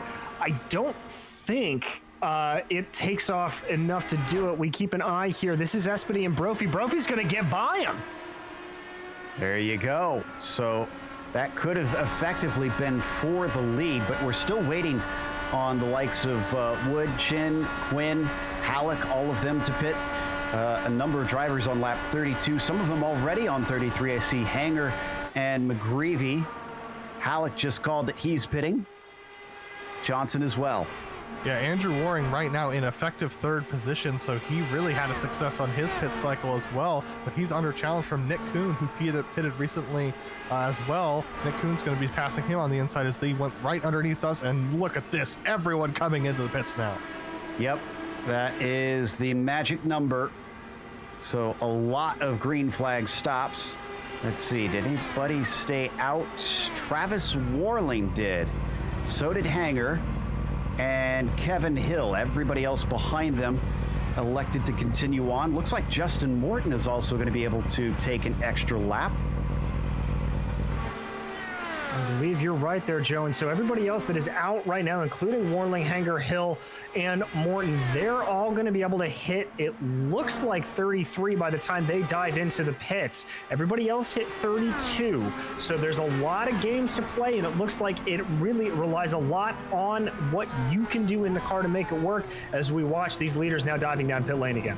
Brophy is going to retake the lead, it appears, because Wood came back out behind Espedy. So that answers that question. Just the last couple few that stretched it one lap longer. Will that pay dividends down the line? We're starting to get quite a bit of green flag running. These are our first green flag stops, in fact, during the race. Brophy being shown in fourth. Now he should be shown in second. Hanger, wow, Hanger's on lap 35. Holy cow. Well, there's your number, man, DJ. Yeah, that is very, very impressive from Hanger. Be very afraid of him, everyone. If he can make 35 work, that's not going to be good for the rest of the field. Did look a little slow coming out of 4. I don't know if he was trying to stretch that fuel just that little bit longer, but he didn't seem to be sputtering on pit lane. So that now officially puts Brophy ahead of him. Espedy second, Wood third, Chin fourth, and is it Rob Powers Espedy next? first now. Espedy makes the pass on Jason Brophy into turn 1, and now we've got the swap over starting to happen again. Andrew Wood tucked in behind them. The games restart all over again. After our first set of green flag pit stops, what does our field look like after that? I'm seeing 26 cars left on the lead lap, I believe. That's the number I've got as well, Joe. So we'll have to see how that shakes out. You teed up the last one. Adam, you saw something? Yes, Christian Challoner has disconnected from the server. Oh, no. Let me check and see. It's a connection issue for Christian. Oh. Well, while he still has a spare car, that will not help him in this case. Christian Challoner does not look likely to be able to repeat a victory here at Indianapolis. And David Hanger is back in the pits, guys. Check. Matthew Thunhorst has a nice little tussle with Liam Quinn. This is for the 8th position. Also behind our hard charger, depending on if you follow Soup's rules or not, Andrew Warren up to 7th. Yeah, doing a very good job. We've been following him for a lot of the races. He made his way up and forward, but everything's starting to slow down a little bit there. Nick Kuhn, as you can see, obviously not following Soup's rules there as he did not put in a qualifying time. Kuhn's going to be switching around with Chin. So that puts Chin up in, or no, that was Powers, excuse me. That's up to 5th now for the 47. It looks like David Hanger got a speeding penalty, so that's why he had to come back to pit lane. So that 35 laps that you were talking about, unfortunately, it's not going to be a factor because he's now 2 laps down as we see Kuhn making yet another swap over with Powers. Are they going to be demoted one more? at least slightly more permanently, with Andrew Warren rocking up behind them. Got a slower car down low here. That is Hanger getting back up to speed after his penalty. He goes 2 laps down from the leaders after serving that. But he's fighting hard here. I was going to say, according to IndyCar rules, this is where it gets a little bit sketchy, because if you are already a lap down, that is when you are expected to get out of the way. But he is not making this easy for our leaders. There it comes in very, very quick. Oh, 1, 2, 3. They barely clear him.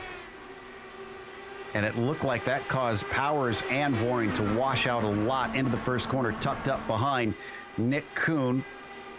Down the backstretch, a whole train of cars right here. It includes Thunhorst and Quinn, who we were watching earlier, Halleck and Walker as well. So this is looking great for Walker after that disconnect from Christian, and of course, naturally, Waring as well. Steve Driscoll's in the pits. He hit the outside wall in the exit of turn 1. He's now in the pits getting repairs done to his car. I think he's going to take the actual repairs as opposed to his spare car. So Steve Driscoll down from about 20th and still in the pits. He's going to fall a couple laps down getting those repairs done. Continuing to switch back and forth, Kuhn and Powers. Whoa, Kuhn really riding high through turn 2. I'm kind of surprised at how easily the cars are able to do that. Usually that tends to mean is they're going to once again swap around. That at least in real life we've seen, if you get out of that groove, you are going to lose gobs of time. You're not wrong, Joe, but I think part of what's happening here is the track's just not rubbering in quite as much as we expected it to. Now, once about the time we hit to lap 100, the marbles will really start to build up. Looking back at those top 3, this is Espedy at the front, Brophy second, and Wood in third. I might as well actually say top 5. That's Chin, top 4, excuse me. That's Chin back there behind them in the blue kinetic machine, but then that's lapped cars with Kinchlow and Roof, so they're not a part of this. But certainly the podium +1 are leading the way, and Jimbo Pfeiffer now heading into the pits, getting out of the way of these guys. Not entirely sure why Jimbo's coming down there. He's only been out on that stint for 9 laps. Not sure if he picked up damage or what that is exactly, but the leaders are going to be very thankful that they're not going to have any lap traffic to deal with. Now, as we've started to settle in, keeping an eye on that track temperature, it continues to rise here. It's now up to 121 degrees Fahrenheit on track. Part of the reason, I think, is that is part of the reason why you're not seeing as many passes. There is just so much less air to go through. It gets hot. These cars have a lot harder time sticking to the track. Get out your sunscreen. Certainly going to be hot on the surface there. By the way, Christian did return. He's running 4 laps down in 34th, so he's going to at least try his best to recover what points he can. As we keep our eyes now on the top 4, Espedy pulling a gap from Brophy. Brophy more looking in the mirrors at Andrew Wood, our driver who started from 3rd place. In fact, all of our top 4 right now started within the top 5 of this race itself. Well, that track temperature, Joe, makes me think back to the Indy 500 3 or 4 years ago, where it was in the mid-90s in the air temperature, and bringing the track temperature up to the 160s and 170s. They were blistering tires around here, and it was really hard to keep the cars on track. Now, fortunately, the guys aren't dealing with quite that much adverse effect. As we're watching Andrew Wood, he's fallen back off of Jason Brophy. That swapping that we saw in the first green flag stint that we've had, not happening anymore. I can tell you I went through a lot of bottles of water at that 500. As did I. Yeah. Continuing to watch from the roll hoop there from Wood for a moment. Now we hop back off to our TV cameras. They're starting to let go of Kinchlow and Roof, so those lapped cars not able to keep pace with these top 4. Won't affect them too badly. Just saw a message from Yatito that he plans to pit in. He is still a lap down, so certainly not looking like a factor at this point in the race. No, he's certainly having some problems, but these guys out front, it's not really like they're stringing out as much as I would expect. They're still staying relatively close together, particularly with Andrew Wood right up the back of Jason Brophy there. We ride on board with him, letting that car run to the wall a little bit more. Now, I know we keep harping on the track temperature here, but I have to think that this is going to really be hurting those tires, running them a little bit too hot. I wouldn't be surprised if we start seeing some more tire-dependent pit stops as opposed to fuel-related pit stops. Is there anything you can do with the setup, not pre-race, but in the race, coming into your pit stops to help with dealing with that? You can do a little bit of it. If you run a higher weight jacker, that will tend to really spike that right rear temperature in particular, so you can try to lower the weight jacker settings a little bit. The only problem with that is the car gets a little bit tighter. It starts to push a little bit more, so you're able to do with that. You're also able to adjust the front and rear anti-roll bars, but once again, by doing that, it actually makes the car harder to control in traffic, so it's a real catch-22. Last caution that we saw ended on lap 25, coming close to 50 laps of green flag racing here, almost a quarter of this event, and we're going to switch the lead around yet again. Wood going ahead of Espedy. Yeah, they're actually starting to drop Jason Brophy. He's about 0.6 seconds back. Brophy, remember, Brophy pitted a little bit earlier than that, so that's why we're seeing him fall back that much. Rob Powers has been on the back of Nick Kuhn for quite a few laps now. Kuhn in 5th position behind Joshua Chin. Joshua Chin 5 seconds back, but here we go. Powers making the move on Kuhn. They're going to change around. Andrew Waring has not moved past them since we looked back and saw that. I wonder if he's evening out, if this is where his pace was going to put him. Or is he intentionally trying to hang back a little bit, maybe try and save a little fuel? Joe, I was just riding on board with him. I can report I heard just the merest of lifts coming down that backstretch. If you're normally tucked that close behind somebody, you expect that rev counter on the top of the steering wheel to be flashing blue in 6th gear, and he was definitely lifting a little bit, so I think Waring's starting to play the long game. Yeah, he pulled right up to the back of them and then didn't attempt to try to get to the inside. And he's been giving the inside as Nick Kuhn has been running up high for quite some time now.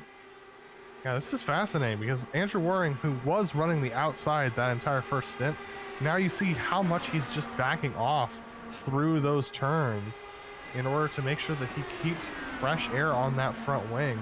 He's staying in 6th gear through the turns instead of downshifting into 5th. So I think he is definitely on that fuel-saving strategy, as you said, DJ. Yeah, Waring is one that I'm really keeping an eye out for, especially with that blistering pace that he had early on. He is very much a good one here.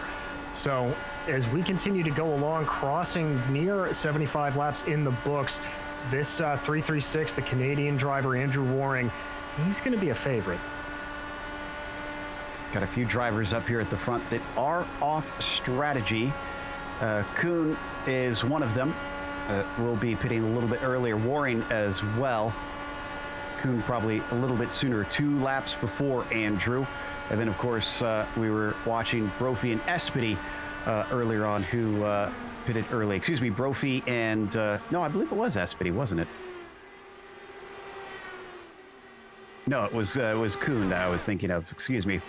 Espedy is on 20-lap-old tires right now. Andrew Wood, 18-lap-old tires. Travis Warling made it last a little bit longer of those who have recently pitted. The 90 car is on 17 laps. So is Kevin Hill. So there's a couple that have been able to stretch this, and we could see that advantage start to build for them later in the race. You saw there, Andrew Waring starting to look a little bit racy. I think he is ready to take an attack on Nick Kuhn, forcing Kuhn a little bit to the outside. He's really trying to push a bit of an issue here, Joe. I don't necessarily think he's in full attack, full send mode, but he's just playing a little bit of mind games here, I think, with the 19. I think you're right. And as we watch from the back over the rear wing, keeps looking like that green car is going to make a move and then decides not to. Ooh, look at this Kuhn, a little bit too far up the track. This is going to mean the overlap is possible for Waring. He's thinking about taking it. Here he goes. I think this is the one. He's actually backed out. Big intentional lift that time from Andrew Waring to let Nick Kuhn stay ahead. So I'm pretty certain the 336 is just preserving whatever fuel he can in the car. We've got Mike Grandy down on pit lane. And that actually makes sense because he pitted a little bit before the rest of these guys. So he's a little bit off sequence. Believe it or not, Jason Brophy's on lap 28 of his run. So he's only got about 4 or 5 more laps to go before he has to pit again. So he's the one that's most likely to blink first. Unfortunately, that is going to make him vulnerable, as if he gets a caution while he's waiting for others to pit, then that could trap him a lap down. He is, let's see, looks like about 1 second behind Wood, so he might just come out on the same lap. And Andrew Waring is actually going around the outside of Nick Kuhn, who's going to let him go. So I think Nick Kuhn is I think Nick's going to look to do some fuel saving if he's not coming in this time. He's coming in this time. Yeah, he's pitting. He wanted that inside line, wanted to ensure that he had the clear way down to the pits, hits the limiter, and now he takes the long run looking for his stall. Here we go. Nice and easy in there. Up on the jacks to take fuel. Yeah, getting new Firestones put on that car, waiting for the last drops of fuel in it, and he is off with a 9.5 second stop. It's actually pretty quick in terms of what we've seen today. The fastest I'm seeing on my screen, Jason Wallet with a 9.1. Brophy coming in.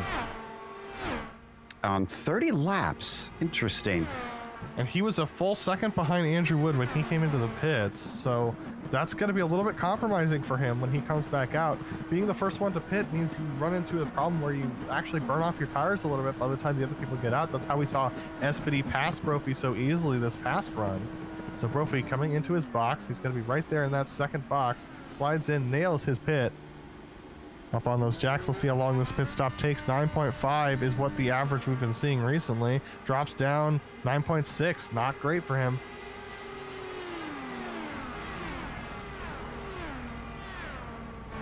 Yeah, back out and running 22nd. Kuhn is quite a ways back from him. Now he did have a gap after the last set of stops over that previous stint, so to be somewhat expected, but I'm looking at it and it appears to be almost 8 seconds. Yeah, it's pretty massive there, Joe. But the next guy that I'm going to anticipate coming in as we continue to keep an eye here on Wood and Espedy up front is going to be Travis Waring. Now, if we are getting into a position where these stops are starting to be tire dependent, that the wear is just so bad near the end of the stint that staying out that later can really hurt you, he's going to be the marker to watch here. We need to see what he does as he's now... It's Lynn Kinchlow. That's some lap traffic he's working around right now.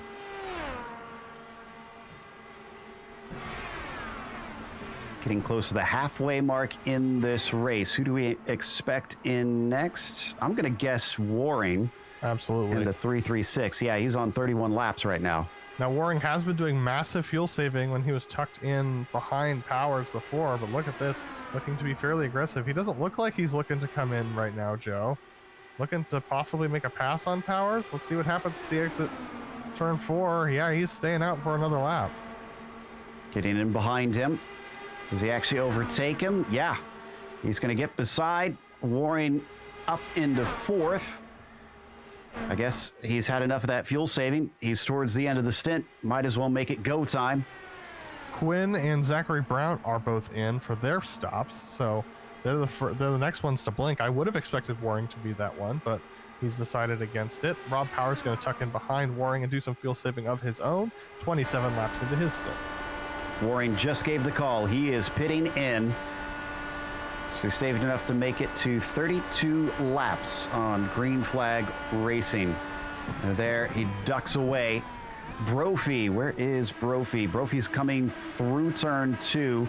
I'm pretty certain this 88 is going to retake the lead ahead of Warren pretty easily.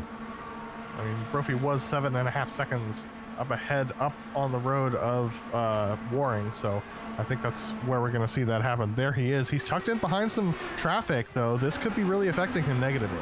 That's a lot of traffic in front of him, honestly. Trent Brown, Ryan Steele, David Hall. I see Sam Harrison, honestly, a mess of cars in front of him. Of course, if they get an accident too, that makes it even worse. McGreevy and Morton. There we see Warren coming back out. And yes, indeed, it is going to be Brophy coming through ahead of him. Warren is actually in second of our drivers who have pitted now. And Aspedy, guys, Austin Aspedy has come down pit lane, so he is one of the first on that lead pack on sequence to dive down. That seems slightly early. Didn't even make 30 laps, did he? No, I've got him at 29. Ooh. Now, that might not be an issue if he's splitting this up evenly. He has been able to retain the lead most of the time after he's done these pit stops, but Andrew Wood is going a little bit longer now. Jason Brophy definitely is being held up in that traffic, though, as he's trying to make his way. There you see the backstretch. It's just a complete mess right now. And Aspedy's in front of him. Aspedy is going to have the advantage. I think Brophy might be able to get back in his slipstream, but he has got to navigate a lot of cars. Brian McGreevy staying low to get out of his way. Sam Harris up next in front of him. Looks like Sam is going to get out of the way now. So, saved by the bell. Brophy now has clear track between himself and the leader. And Andrew Wood comes in from the lead of the race himself. So here we're going to see the real difference between Aspedy and Wood. And I think Aspedy's got a real good opportunity here. He is tucked in. He's making his way past the lap car of Steve Driscoll and is going to tuck in behind Justin Morton. So he is burning a little bit of tire here. Let's see how Andrew Wood's stop goes, DJ. Wood waiting, a little bit of lockup on the way into the box, but no problems at all. Aspedy now looking like he's coming out of turn 4. He's onto the front stretch right now as Wood gets underway. There you can see Austin Aspedy. And Wood is underway, but he's got a long ways to get up to speed, and he does have a lap car of Brian McGreevy directly in front of him as they exit pit lane. Aspedy's in the short chute. Wood exiting out of 2. They're going to be dead even by the time they get to turn 3, I think. Better speed in favor of Aspedy. But Wood, no, he will be ahead. So the 64 will keep the lead. Chin pits. So it looks like going longer is the best strategy right now, especially if you can make that strategy work. Let's see whether or not this works out for Chin. He's already off the pit lane. Andrew Wood just now entering turn 1 as Chin is in the short chute entering turn 2. Still waiting on Warling and Morton to take pit stops up at the front of the field. How is Nick Kuhn going to cycle through since he was our earliest stopper Race along for the with lead Grady? right now. Andrew Wood just making the pass on Joshua Chin as they go into turn 3. So Chin just couldn't quite get up to enough speed, but he is ahead of Aspedy. Just heard Justin Morton say that he is pitting in. This is for what will be P1 right now. It is for second. Chin fancies the lead over Andrew Wood. Now it is officially for the lead. So Josh Chin to the top spot, having started this race in 5th. Yeah, and so for Joshua Chin, he was able to go a lap longer, and in fact, it looks like 3 laps longer than Austin Aspedy. So as you said, that long stop really helping out, but not in the short term. As Andrew Wood says, no, I'd like that position back. He moves himself forward. And meanwhile, these two are pulling away from Aspedy. That gap is almost a full second back to the number 7. Saw an interesting development. Waring had caught up to Nick Kuhn, tried to go around the outside, and Waring just got really loose off of 4. very neutral car as he slid up the racetrack. It was getting loose, then it got tight as the car got the aero wash going. Look at this, Nick Kuhn going to that high side. Andrew Waring trying to go to that low side. I don't think Andrew's car is really set up to go down there, but Nick Kuhn's been riding that high line just where Andrew wants to be for most of this race, and it's negating any of these runs that Andrew gets. Ryan Steele and Aaron Roos are our next pit takers. They're both in the boxes, 9.9 seconds for Steele and 9.8 seconds for Roos, as both Nick Kuhn and Andrew Waring make their way around Trent Brown, who's a lap down. So Brown out of the way. Is Waring still fancy this one? I find it interesting since Andrew was so content to ride behind and save fuel before, but he's been aggressive at the start of this stint to try and take it away from Kuhn, or at least it's appeared that way. Now he starts to fall off of the 19 ever so slightly, so I wonder if the 336 has decided it's time to repeat what he did last time. Oh, and by the way, remember Liam Quinn with his horrible pit stop? He's back up to 7th, right behind these two. Riding on board with Liam here. That is a fast car if after that very, very rough pit stop, he is able to come back this far and close in. He has his eyes up ahead of him. That is that battle that we have been watching between Waring and Kuhn. As here comes Waring to the inside. He's finally got him, gets the right slipstream down the yard of bricks, and gets that 5th place. So does he set his sights now on the front group? Brophy is a long ways ahead. 7 seconds between himself and the 4th place car. Then it's another second up to the leader ahead of Jason, and a few cars between them as well for position. But Waring has shown that call to start from the back, though a bit dangerous in the very first couple laps, has actually paid off relatively decently. Yeah, for sure, it definitely has. And now we're going to see yet again Nick Kuhn. I don't think he quite feels like he's got the right moment to go on Andrew Waring to make the pass. He definitely is letting himself get drawn right in. But look how far back he is now as he goes around that high side. But he is so much quicker on these straightaways in the draft.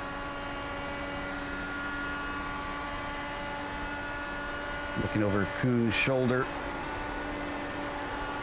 This is frankly one of the strangest setups I've ever seen on a car. I've never seen someone set up a car to intentionally ride the high line around here. Nor I, Joe. It's normally when you watch a 500 that it's absolutely incredible, but Nick Kuhn getting very good momentum and a late dive down into turn 1. He's going to push Waring up very, very high, washes up ever so slightly, but able to catch the car still slightly side by side coming into turn 2. Waring again very, very wide, and Liam Quinn now fully up into this battle. They run 1, 2, 3, and here comes Waring to the inside. Waring wants it back. He's going to take it. What about Liam Quinn? Is he interested in getting involved, or he's going to hang back and let these two sort it out amongst them? Wood and Chin also still swapping between them, looking to the inside, staying low off of turn 4, and it doesn't give Quinn the run that he needs. Here we go, Nick Kuhn yet again. He's going to look at it, but he's going to think better of it this time around, and Liam Quinn has to back out as well. This is going to spread them all apart as they go through the short chute. Because of the way the aerodynamics works, they can't run that close together through such a tight 9-degree banked corner. So once they get back onto the back straightaway, Liam Quinn a little bit closer to Kuhn than Waring, but I think because of the draft that Kuhn has, he's not going to be able to try and effect a pass. But as Kuhn goes to that high side, Liam Quinn can't quite tuck underneath because of how close they are to Waring up ahead.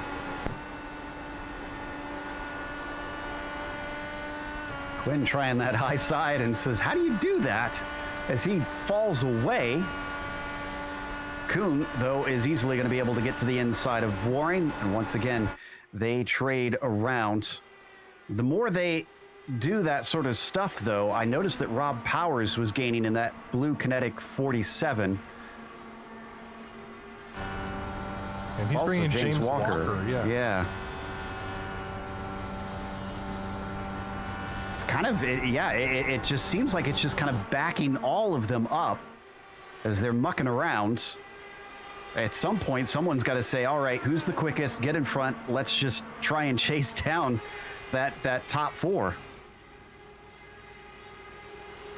Yeah, normally I'd agree with you, Joe, but at the same time, they're not losing time to Brophy up ahead, but Brophy himself is losing time to Espedy. Wow, that was a close one. Nick Kuhn actually washing up right in front of Waring, who had to back out a little bit. This is going to put him definitely under threat from Liam Quinn as they exit the corner, but Andrew Waring's going to have another opportunity. Look down to that bottom side. Liam Quinn is just going to hang out back there and let these two do this. But they are gaining a little bit of time on Brophy as they do this side by side. But now we got Jimbo Pfeiffer, a lap car up ahead, and Nick Kuhn decides, you know what, I think I'm going to stay ahead right now because I want to get past Pfeiffer and make sure we do this clean. Switches over as Pfeiffer stays up to the wall. Here we go, another run from Warling. Up into turn one. He's going to rip that one away. And Quinn is going to be able to get through. Power is not. He'll have to wait another corner before he can overtake that lapped car. Approaching the halfway mark in just about 3 laps. And we have had 3 cautions, if I'm seeing correctly. I believe that's right, Joe. And an interesting note here on Liam Quinn. I've been riding on board with him. He's shifting down into 4th gear through the middle of the corner. So I think what that means is that car is a little bit more set up to run in traffic, that he's able to get a little bit more of a jump off of it. Let's see if he goes down. Yeah, there he goes. Jumps it down into 4th. It's not really going to help him all that much necessarily when it comes to fuel saving, but he may just have a slightly better bite off of the line with that higher RPM. It amazes me the marginal gains, even in the sim world, the drivers try for, and the unique strategies that they use just to see if they can do something that little bit better, because this is a game of inches here at Indianapolis, and that can mean winning or losing at times. And in fact, right now, Waring's going to win that 5th place back. But I have a feeling he'll hand it right back to Kuhn as soon as Nick gets himself another slipstream. And it looks like for the first time in a couple of laps, Andrew Wood is going to make the pass on Joshua Chin and swap the lead. Now, Liam Quinn got quite wide, as we saw on screen, through the short chute, but there you see Andrew Wood ahead of Joshua Chin for the first time in a couple laps. Joshua had been falling behind by about half a second and decided that he wanted to jump into the Andrew Wood rather decided that he wanted to jump into the lead, so Joshua Chin now tucked in behind Andrew Wood and able to save some fuel himself. Espedy, though, has fallen off the back of these guys 2.5 seconds, and Brophy 2.5 seconds off of Espedy. So very, very interesting developments here as we get further into this green flag run. Now, I'm going to put on my Bills On hat here. Matthew Thunhorst is up ahead of him. Thunhorst, of course, probably would like another championship. If he goes a lap down, that is going to hurt him a lot here as the leaders approach him. How hard does he try and fight to hold on to this lead lap in hopes of a caution? I mean, you know, he's going to be getting the blue flags here, which is get out of the way, but he doesn't look like he's doing it too much, really just putting that car in the middle. Zachary Brown just exited the pits and has made contact with the outside wall. He's got a damaged car, no caution, but he's on the recovery road through 3 and 4 right now. I think he actually wasn't coming out of the pits. I think this was legitimately running wide. He's done a great job to keep the caution from returning. Here's the replay. He's going to pull off the racing line, keep the car rolling. This is off of turn 2 that you'll see it. Here it is right here. He got into the wheel tracks of Mike Grandy, and it just took the air off the front wing, and that sent him all the way to that high side. Fortunately, he was able to keep from spinning, but that was really scary. He's in the pits now. He has not used his spare car, so he should be able to get back out on track. That is not a healthy car. It will put him a lap down, probably more. As we once again take a glance at our leaders, and are they going to swap around? No, that's actually a lapped car, and it is Thunhorst fighting. Thunhorst does not want to give this up. Again, informational only, these blue flags. This is not like Formula One, and they do not have rules of needing to get out of the way. He is just absolutely fighting tooth and nail, not wanting to give this up.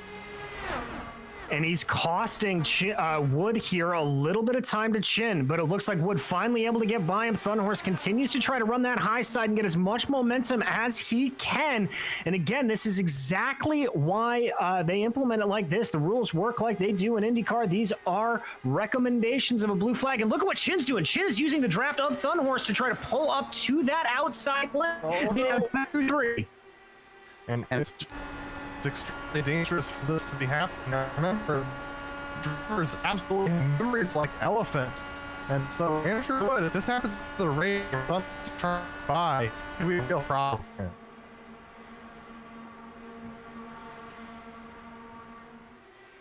I think that like Wood maybe lifted out of it.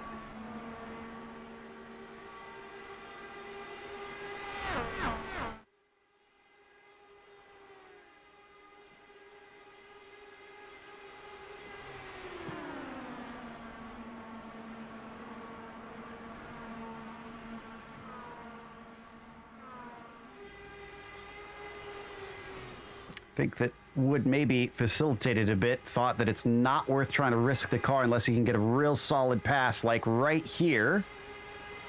And he is by almost a little rude on Thunderhorse, who tried to turn in, found that there was a car there. This time he is fully passed, but Matt could maybe use the slipstream to try and go right back past him. There's a little weaving from Wood. Try to prevent that. He is allowed to do it.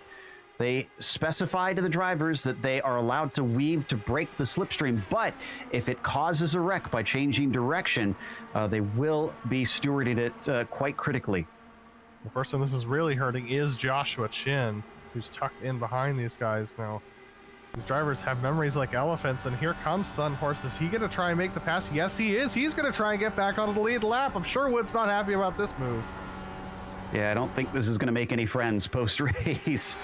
So Thunderhorse, who wants to make sure, oh, and he's going to be saved. There's the caution. Thunderhorse keeps his lead lap. Now, who caused it? Vincent Leherbier off of turn 4. Oh, no, the Canadian who usually fares pretty well at the ovals. Now, I don't think he hit anything.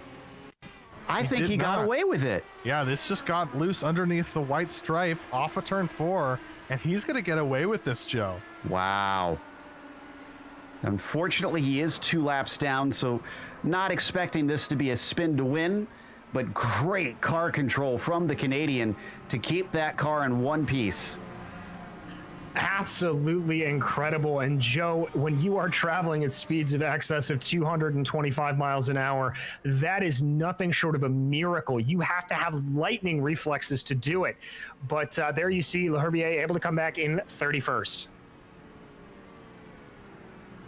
That was, let's see, we went more than 75 laps, looks like more than 80 laps under green, nearly half the race. That was quite an accomplishment there. See if we can keep this trend back up, though, because cautions do often breed cautions. Yeah, they definitely do, these cautions. This is going to be interesting to see what happens here. Everyone's pretty late in their stint, so I'd expect people to come into the pits. Absolutely, I would expect everyone to come into the pits this time as we come back around turns 3 and 4, coming back towards pit lane. There is not really anyone who's in a good position to not take a pit stop here, except for Zachary Brown, who was on Zachary Brown and Steve Driscoll, who were on pit lane very recently, but both of them are multiple laps down. Yeah, we're looking 20 plus for pretty much everybody on the lead lap, but a couple looking like they want to stay out. Is that lapped cars? Yeah, that's Sam Harris and looks like Zach Brown. So that makes sense. Everybody else down trying to find their stalls. Will this make the difference on getting that valuable track position? Well, we wait for everybody to peel in, and the biggest people that I'm going to argue this is going to be a help for were really and truly, I'm looking directly at Jason Brophy right here and Liam Quinn. Remember, these guys were off cycle. They were able to come in, and they're now on cycle. So everybody comes in to get their stops, and now it's the race down to the exit. Oh, and we might have a different leader off of it. It's Justin Morton. Morton beats them out with a wicked fast 7.1 second stop.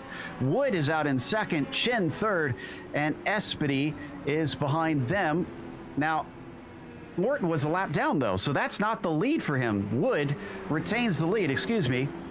That is going to take us to a quick break, though. We will come back with the latter half of the Majors Indy 500 here on the Global Sim Racing channel.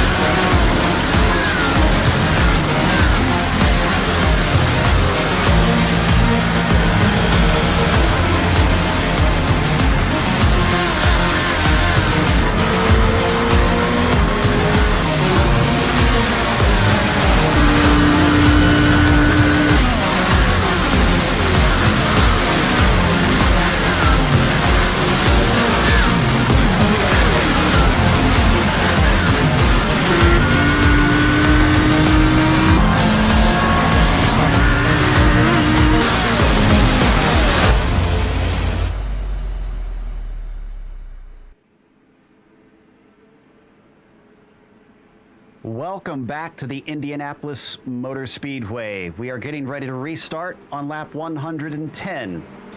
Andrew Wood is your current leader. Josh Chin is going to restart in second with Austin Espy third, Brophy fourth, and Waring all the way from the back of the field, restarting in fifth. Don't count out Liam Quinn, though. He is going to be restarting behind them as well. So as we wait for that pace car to duck away, Wood will once again be given control. Let's see how quickly he decides to go, and will we see more swapping for the lead between himself and Chin instead of Espedy this time? There goes the pace car. There goes Wood. Green flag is out.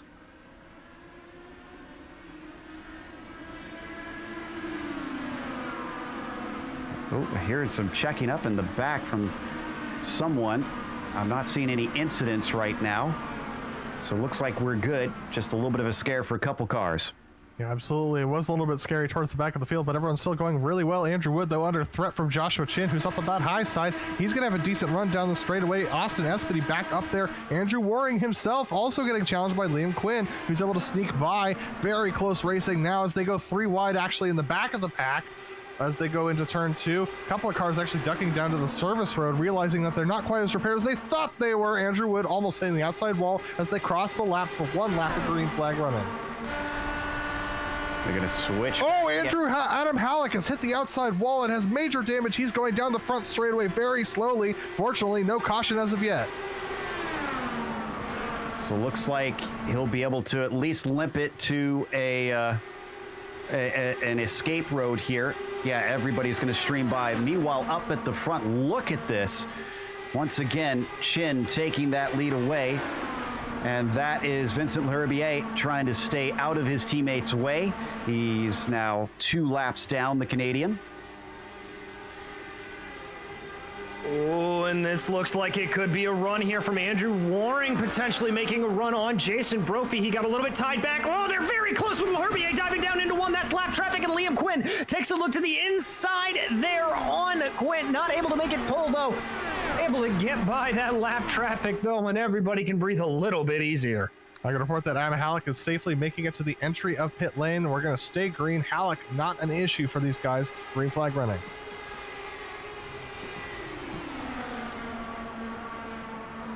So a little bit of scary moment for our 4th, 5th, and 6th drivers. Thought we would see a few position changes amongst them, but it was not to be. Otherwise, we are still at 20 cars left on the lead lap. Justin Morton is the last of those. Thunhorst, by the way, since he was the last one when the caution flew, has been able to get up into 16th and is trying to see what kind of inroads he can make on the leaders. He'll be one to keep an eye out for sure. And it's not out of the realm of possibility that some amazing thing happens like this at Indianapolis. Harken back to several years ago, obviously earlier in the race, Montoya doing a great comeback from behind, but we've got Lionel Callisto here in a nice little battle. Yeah, Lionel just made the pass on Travis Worling there for the 12th position. So was able to blow by him on the bottom line. Look at that. Joshua Chin, though, setting the fastest lap of the race pretty much every single lap right now at the front of the field. That's pretty awesome as they've got still the same track temperature that we saw before, 119 on track, 48 Celsius. That north 2-mile-an-hour wind, very steady. Humidity starting to creep down a little bit, which might be why we're seeing those lap times, but still, look at this. Callisto just flying up to the back of Jeff Schmeier for that 11th position, bringing Travis Worling along with him. Jeff Schmeier looking like he's a little uncomfortable right now, but look at how much time Callisto gains in the center of the corner. He's going to have to back it out here so they can get a good run on the straightaway. He'll get the nice toe here. Let's see if this allows him to try and take 11th. He gets up to that gearbox and then he lifts, so he doesn't feel like it is on quite yet. By the way, I was doing a little bit of looking. Our top 3 currently, right now on the track, have not won a majors race yet at any point in its history. And there you can see him on your screen. Joshua Chen holding about a half a second gap over Andrew Wood here. That's as stable as we've really seen it. Comes down a little bit, but Chen, this is the first time we've really seen him in that front position during the course of the race. And he's doing a great job to just keep everything focused and putting as much speed as he can into that car. Jason Brophy in 4th has a win from last year at Auto Club for the California 500. And of course, Andrew Waring has 2 wins himself, running in that 5th spot. I'm sure he'd like to add to that tally and try and overtake our points leader and the same stroke. There you see him on screen.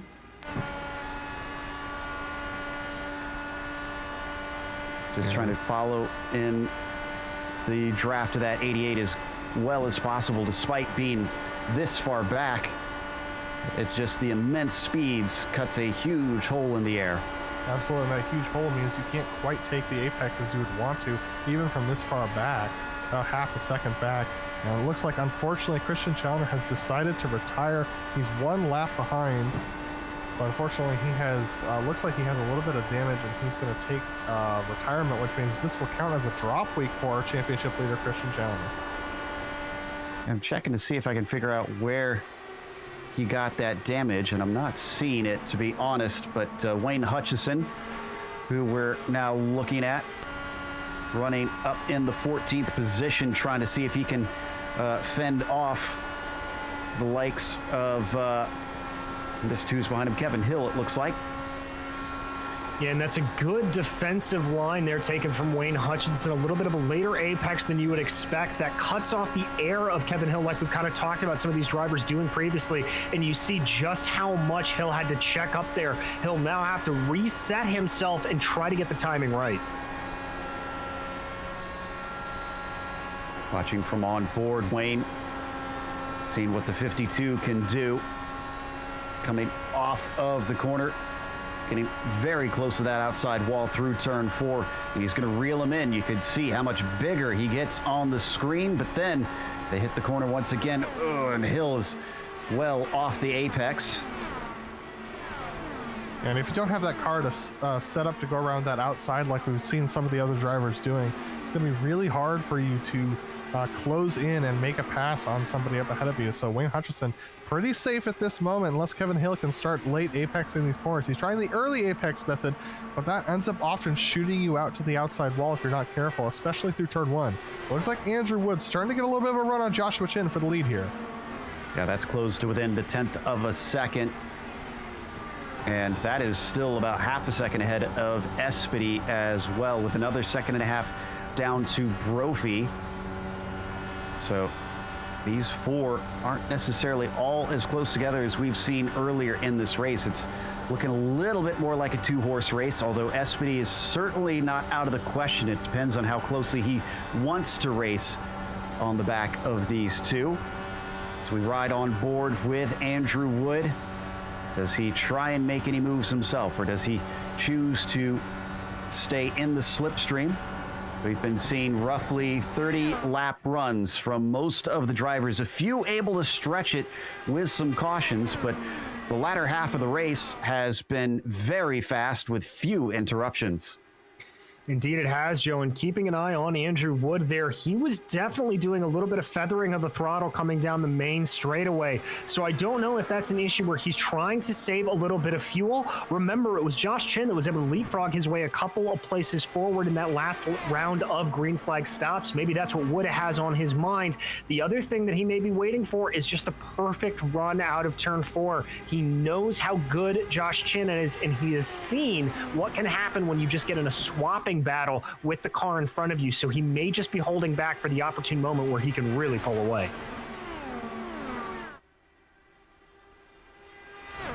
So I think the goal here, let's see, we're on 14 laps into the stint for the vast majority of them, and so they have what, about 15 more laps. They're going to be getting to lap 40, close to lap 40 rather, but not quite to there. So this actually might become a fuel-saving race if someone can think they can get to that lap 140. Yeah,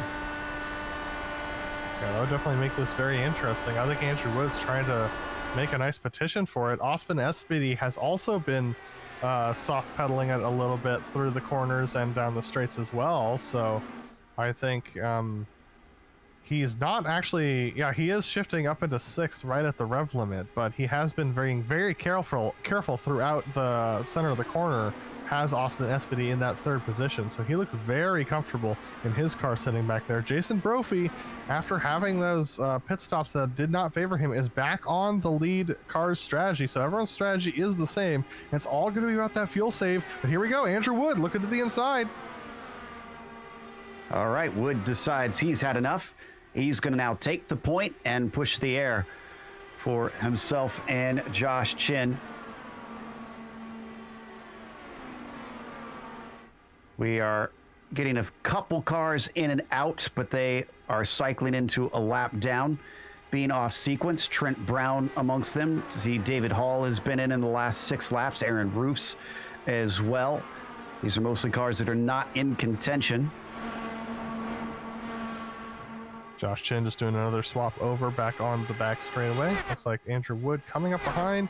Not going to swap over with Chin. I think Andrew Wood has seen the writing on the wall, like you said, Joe. It might be a fuel strategy race, and so Wood doesn't want to start the swapping battle, which just burns off fuel with these guys. This is going to be very tricky because they're going to have to stretch.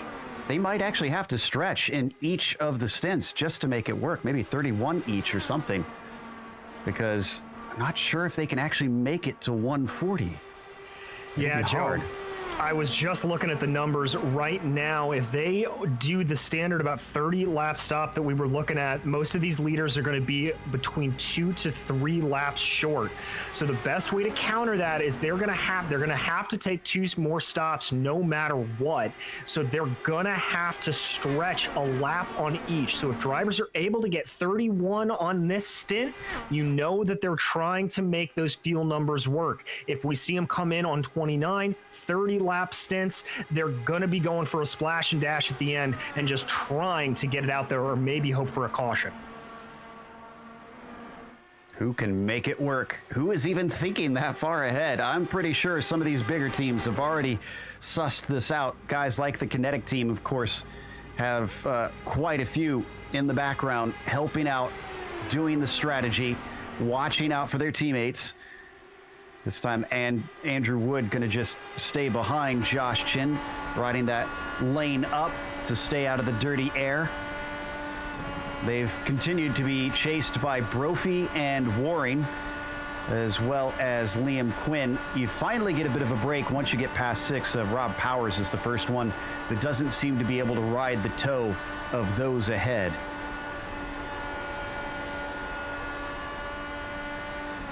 I'm just keeping my eyes on Austin Espedy. He actually was close enough to make a pass on Andrew Wood if he had the opportunity. Speaking of Wood, here he goes around Joshua Chin once again. Gonna dive down to the inside, and he's going to take that position away. Had a fantastic save from Zach Brown coming out of turn 2. We need to see this. And David Hall had a front row seat of the action. Here it is. Yeah, I'll have to go just a little bit farther back. This happened out of the second corner. Here it is. Whoa! Somebody needs to tell Zachary Brown that the dirt track's on the inside of turn 3 there. That was absolutely mega. We're gonna watch Zach's hands. Let's see. Wow, that started to turn very early. What happened? Took a little bit too early of an apex there, Joe. The way that turn 2 is if you come in a little bit too shallow on that, there's actually a bump that is in the asphalt right before the rumble strip. If you hit that just wrong at these speeds, it'll throw off the balance of the car. And my suspicion is Zachary Brown just caught that bump just the wrong way. Another switch around. Chin ahead of Wood now. Still being chased by Espedy. This is where it becomes a chess game. Seeing a lot less crazy action, a lot less hard dives, and now it has to be methodical moves, calculated moves amongst our leaders. It's coming down to it. We're going to hit the final quarter of the race in the next 20 laps, but that is not necessarily the marker that everybody's watching. 10 laps from now is what we want to know. Who can make it that far on this set of fuel? And Joe, I'm watching Zachary Brown back in that 19th and 20th position battle with David Hall, and his car is extremely loose as him and Hall continue to battle for 20th back there. And fortunately, it looks like Zachary is able to hang on to the car, but he was trying to pass Hall on the inside and got loose again, but his car just looks very upset right now, so hopefully this doesn't become a caution. Absolutely. I'd hate to see this spoil what has become a fascinating strategic fight as we once again ride down the backstretch with our top 6. Chin, Wood, Espedy, Brophy, Waring, and Quinn. And from what we've seen of these 6, I'd say they are all definitely viable winners here today. I would certainly put money on any of them. Absolutely, they're all just kind of biding their time right now. Wood and Chin have done a couple of swap overs, but have not done it over the last couple of laps. Chin seems happy to lead, whereas Wood seems happy to sit there in that second position. So as they continue to cycle around, I think it's all about that fuel saving and just sitting back and being exactly where they need to be to try and make this work. It's going to be a challenge for them. But Wood, here we go. Look at this. He's going to look around the outside into the short chute. That's an interesting move there. Getting very close, tucked in behind Chin as they exit 4. Okay, so what is this going to do for him? Well, it's going to give him the lead as they cross the yard of bricks. Wood is now your point man. Interestingly, the winningest driver of this front group, since I mentioned that 3 of them have yet to take a victory in the majors, is Liam Quinn, and 2 of them are Indy 500s. Well, he'll be able to go for a third one here today, as there you see Joshua Chin wanting that lead back. I've got to say, I'm very surprised by Chin's and Wood's aggression here and wanting to stay out in the lead. Rest assured, they've got guys in their ears that are talking to them and giving them fuel numbers this entire way around. So I think they could be hoping that we get another caution, and that's what they're banking on based off of what we've seen, or they know something we don't, because fuel saving not exactly looking like it's on the front of these guys' minds right now. Gonna watch from Warren's perspective. Ooh, he's losing a little bit of distance to Brophy. It is up to 1 second between himself. I just heard somebody on the radio say they're pitting. I didn't catch who it was, though. Yeah, Andrew Waring is a little bit off of the back of these guys, and he has one more lap to go as far as he's got one more lap on his stint on fuel. So I'm a little bit concerned for him as far as the fuel game is concerned. He's had a great day, up 31 positions from 36 on the grid. But unfortunately, this looks like kind of where he's taken that stop. Trying to keep my eyes out for who's pitting, but no one has come in yet since making that announcement. Somebody try to throw somebody for a loop, apparently. Oh, Actually, is it Zach Brown? Yes, it is Yep. Zach Brown. All right, so not one of our contenders. He was off the lead lap. So I think the ones that we're going to be seeing in here in the next lap or two are probably those who are on a bit of a weird strategy right now just because of them being off that lead lap. Chin, Wood, Espity, Brophy, Warren, and Quinn keep going. None of them have come in this time through. No, and they've still got, as they cross over, they'll have 2 laps to try to get that magic number. So we'll have, 3 laps when they cross over to get that magic number. So we'll have to see. And Wood has fallen off the back of Chin significantly towards the end of this run. And he seems to be struggling with front end grip right now as he's tucked in behind Adam Halleck, who was the one who brought out the last, not the last caution, but he had his own incident that did not bring out a caution, I should say. But Wood is now over a second behind Chin going into turn 1. And this happened just over the course of a lap. DJ, I wonder if these guys are now realizing they're not going to make the fuel number and they're trying desperately to stretch it. I thought the same thing too, Joe, but I've been riding on board with Andrew Wood for the past couple of laps. He's not lifting. He is absolutely flat out trying to catch up to Joshua Chin. It just, Adam hit the nail on the head. He's just losing front end grip. He just doesn't appear to have that car to bite. And here comes Chin. Wood stays out, though. Espity stays out. Brophy stays out. Quinn stays out. Chin and Warren are our only ones. Oh no! Adam Halleck has spun in the short chute. Will this bring out a caution? I do not believe so. He's off the racing line. They're going to let him get going. He'll lose a lot of time, but again, he's one of our lap down cars. He was right in front of our leader, Andrew Wood, when this happened. Wow. And Wood is pitting. But Espity is not. Espity can make it. Brophy seems to be able to make it, and so can Quinn. Chin is back out on track. And it looks like he is out ahead of Warren. DJ, correct me if I'm wrong, but if they could do this 2 more times, they'd make it to the end of the race. Based on my calculations, I think even Wood can do this. If he does 31 and does it 2 more times, he's got it. Espity, Brophy, Quinn, these guys that are staying out to get to lap 32 on this stint, they're going to be made in the shade if they can do this. Well, Espity's coming around to the pit entry now. Espity's staying out. Espity's got another lap. So does Brophy. Liam Quinn into the pits. James Walker looks like he's going to stay out here. Wow. Everything's switching up for these guys. And again, this could all change if we do get a caution. But we've been staying green for the vast majority of the race since lap 25. Only 1 caution since then. It has been a torrid pace out there. Of those who stopped, let's see. Where is our drivers that have come back out? Wood is just catching up to Chin and those right now.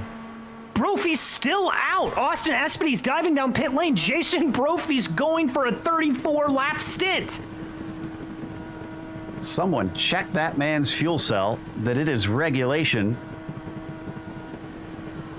My goodness. So I'm seeing, Kevin Hill, Matthew Thunhorst are in. That should be pretty much everybody because I see Josh Chin cycling back around. Oh, Espedy box. He's still trying to find his box. Oh, no. Austin Espedy just now found his pit box. Oh, man. He took a few stabs at that. That was an absolutely atrocious pit for the number 7. It will be costly. He's coming out many seconds behind those that he was fighting with. Brophy finally pits after 34 laps. He is pulling a Rossi. He is indeed that yellow machine with a very, very light right foot. Comes down. Let's hope he can avoid the problems of Austin Espedy. He does indeed. Perfect on his marks. Joshua Chin coming onto the front stretch right now. And Brophy done with tires. He's on his way. Going to be way behind Chin, but I don't think it's going to matter because it's the fuel number is the thing. If Joshua Chin can't make it, it's not going to matter whether or not Brophy's a couple seconds behind. Absolutely. So let's see, where is he cycling in? It looks like into 4th place. Quinn going to be able to get by. He'll be between Quinn and Warren. Wood going to take the lead back, and it's like old times. Shin and Wood just going to swap this one back and forth. But DJ Brophy's got 4 laps of fuel on these 2 leaders up ahead of him. And he's also in a draft pack with Liam Quinn and Andrew Waring. I think he's the one who's absolutely sitting in the best seat right now. I couldn't agree more, Adam. He is in the catbird seat. The only thing that can throw a wrench into the works on this is if we get a late race yellow. I have to think that's what Chin and Wood are banking on right now, because if not, Brophy is able to run pretty much flat out. He only has to do, if my numbers are right, he's got to do a 30-lap stint and a 29-lap stint, and he's got it, and that is a very easy number to hit. Yeah, you're right. He can definitely run harder than those ahead, which, to their credit, it does seem like Chin and Wood are just basically going flat out. I wonder if they're just kind of saying, we're committed to this. Let's just go and see what happens. Well, even if a late race caution does come out, that's only going to put Jason Brophy down in P4, P5. That's not going to be the worst news for him.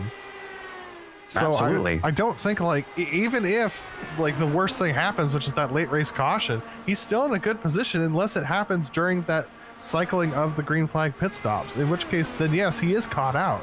But at this point, no matter what happens, Jason Brophy's in a pretty good spot right now. Even if these leaders are going flat out, and even if we do get a pit stop, look at this. Jason Brophy made the pass on Liam Quinn. He wants to lead that group. He's got that foot. He can do it.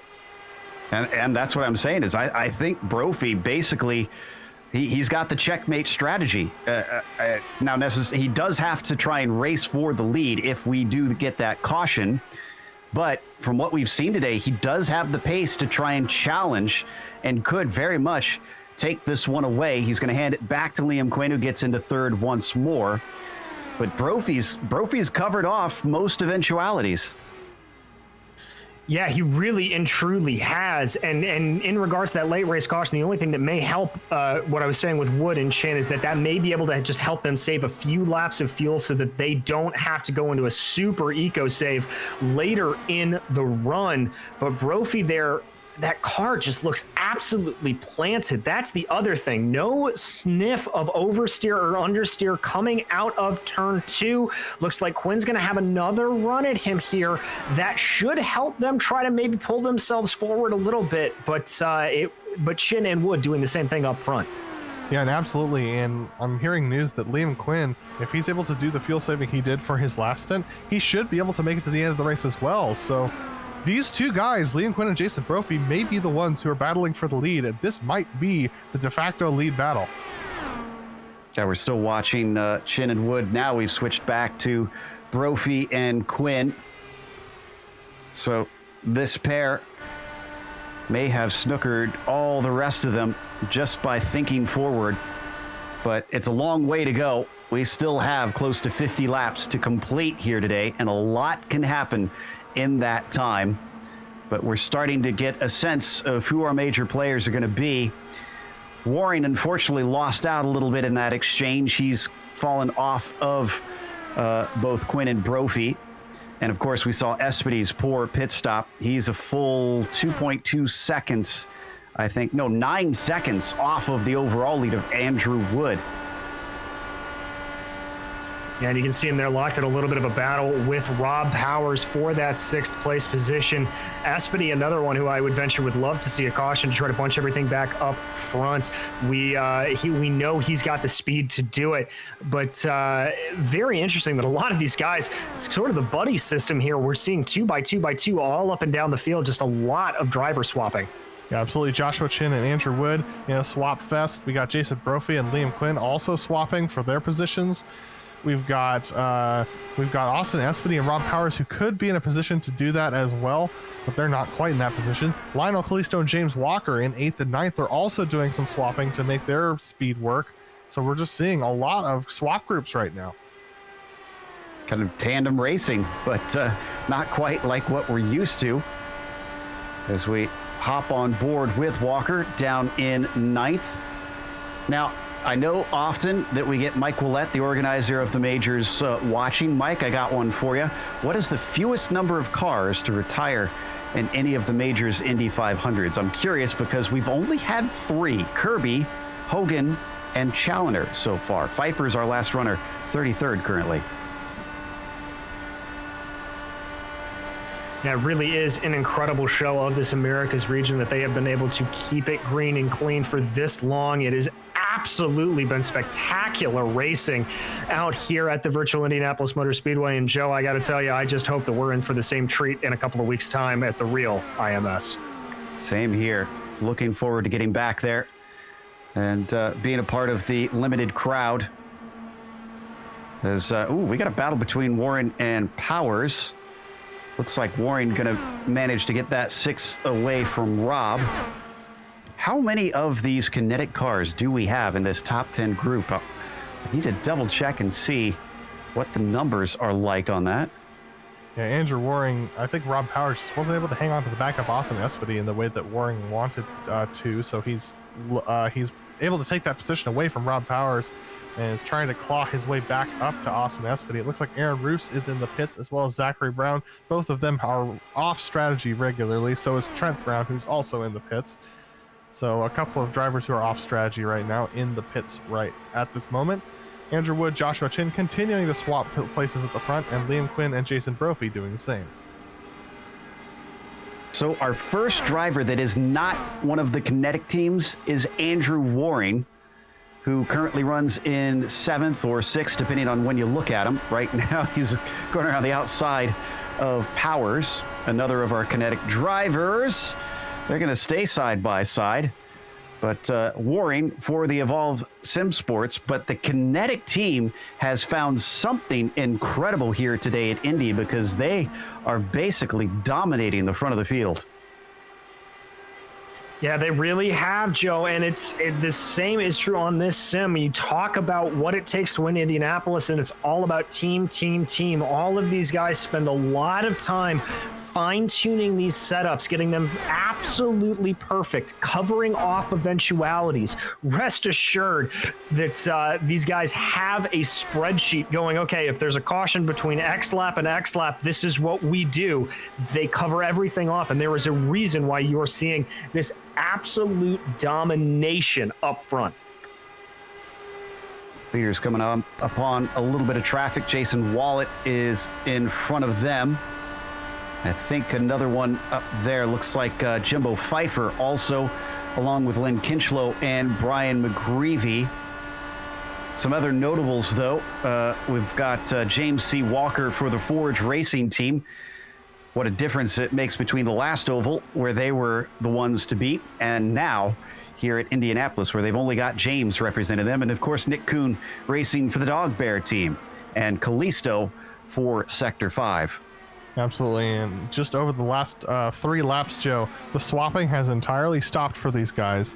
It's pretty much just single file running for each of these groups. Andrew Wood ahead of Joshua Chin. Jason Brophy has stayed ahead of Liam Quinn, pulling him along and helping with his fuel. Austin Espedy still holding off Rob Powers because Andrew Waring and Rob were side by side. Oh, Andrew Waring around? Yes, Andrew Waring has made contact with the outside wall. He's made it to the pit lane, no caution, but Andrew Waring with major damage. Oh, that hard charge all the way up the field. This is going to start with a loose car out of 4, and then unfortunately it ends with the wall. And so here we see him lining him up. You can see that car starting to slide at the entry to the corner, almost catches it and just smacks into that outside retaining barrier. Heads. Wow. That was a bit of a naughty move. He could have easily taken somebody out, but he timed it right. And you could see, I think that was Sam Harris who had to suddenly weave to avoid him. And Waring has used that free repair. He is running. And he actually is looking like he'll be the highest runner to have used a free repair. So unfortunately for him, that puts him out of contention for the win of this race should we go green till the end. But it's a good news for everyone else that didn't end up becoming a caution. It so easily could have. But now he's got fresh tires. He's got a spare car underneath him. He's going to be on the charge for sure. Well, that breaks things up at the front, because it's now down to about 4 that are close enough to challenge. Brophy amongst them as we hop on board with him, looking back at Liam Quinn. Wood, Chin, Brophy, and Quinn are all split by about 5 seconds. And then you have to go a whole 6 seconds back to Powers in 5th, who runs alone. Well, no, he's got Espedy with him. I take that back. Looks like Espedy was able to catch up, because it was Waring that was with him before. So it looks like he's saved by a buddy that can try and swap back and forth. It seems to be the way that most of the fast drivers want to race.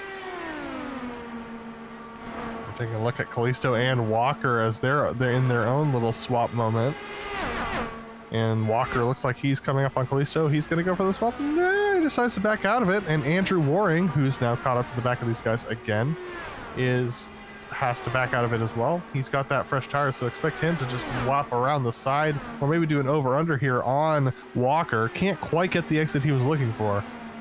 But yeah, these guys down in 7th and 8th, Kalisto and Walker also doing the swap. Very, very true, Adam. And to the point of this is the way to really get forward. It is the way you see it in real life at the 500. We saw it last year at the obviously strange 500 in October. It is the way to keep yourself propelled forward, because if you keep swapping like that, you each take time up in that clean air and being the buffer for the car behind you. You play that game of leapfrog, you will be able to go faster. And so that is why you see these top drivers here in one of the Elite Series on iRacing doing that. It's because it's the heads up way to get to the front of the field. Should be another spot here for Waring. See, well, at least a spot on track, not necessarily a position. But it's going to be a long race to the end. What could have been a great chance to take a whole lot of points has suddenly dwindled significantly. We're checking on Brophy. It might actually be, let me see here, James Walker. He's running in 8th right now. Driscoll's not in it. So Chin, 27 points back. It's probably going to be Walker, I think. James Walker running in 8th, who might be able to overtake the points lead. But Chin is a distant shot since he's going for the win here. It'll be very interesting to see how the points end up after this.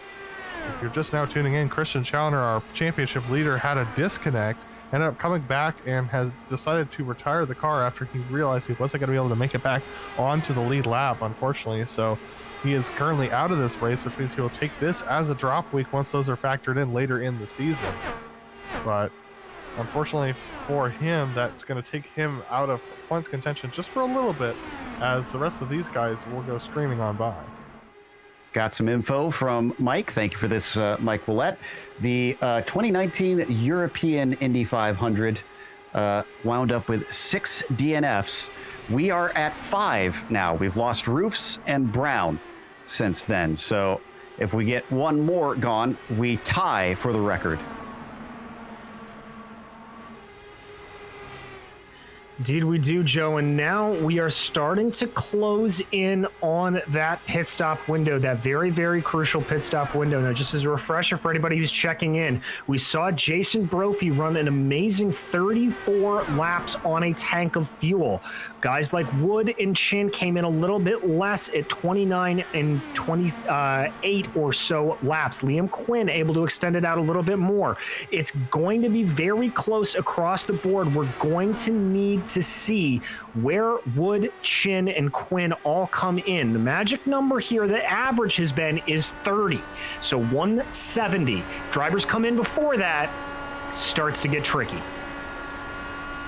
Require a buddy or some serious fuel saving, some lifting and coasting into the corners, which is not going to be fast.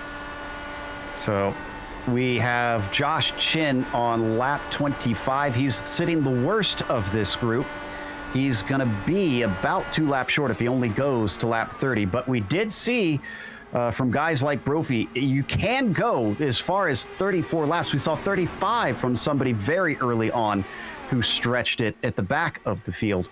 But at this stage, unless Chin's aware of what he needs to do, he needed to be doing it from the very start of this stint.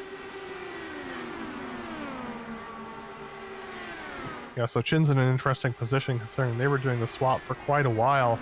Liam Quinn tucked in behind Jason Brophy about 5 laps earlier than Wood and Chin, so I think that Quinn might be able to go the longest out of all of our people up front at this stage in the game. Austin Espedy spent quite a few laps trying to catch up to the back of Rob Powers in that 5th. Rob's in the 5th position. Austin is in the 6th spot. Lionel Callisto and James Walker have not been swapping for a while. James Walker has been chasing Lionel in the 7th and 8th position, so expect James Walker to go a little bit long. I think the person right now in the best fuel saving position on this particular stint is probably Liam Quinn in 4th. I'm looking at lap times. I think the others are realizing what's going on with the fuel, because I noticed that Quinn was dropping off of Brophy. So I checked the times between Brophy, Chin, and Wood. Brophy's actually quicker consistently by a couple tenths.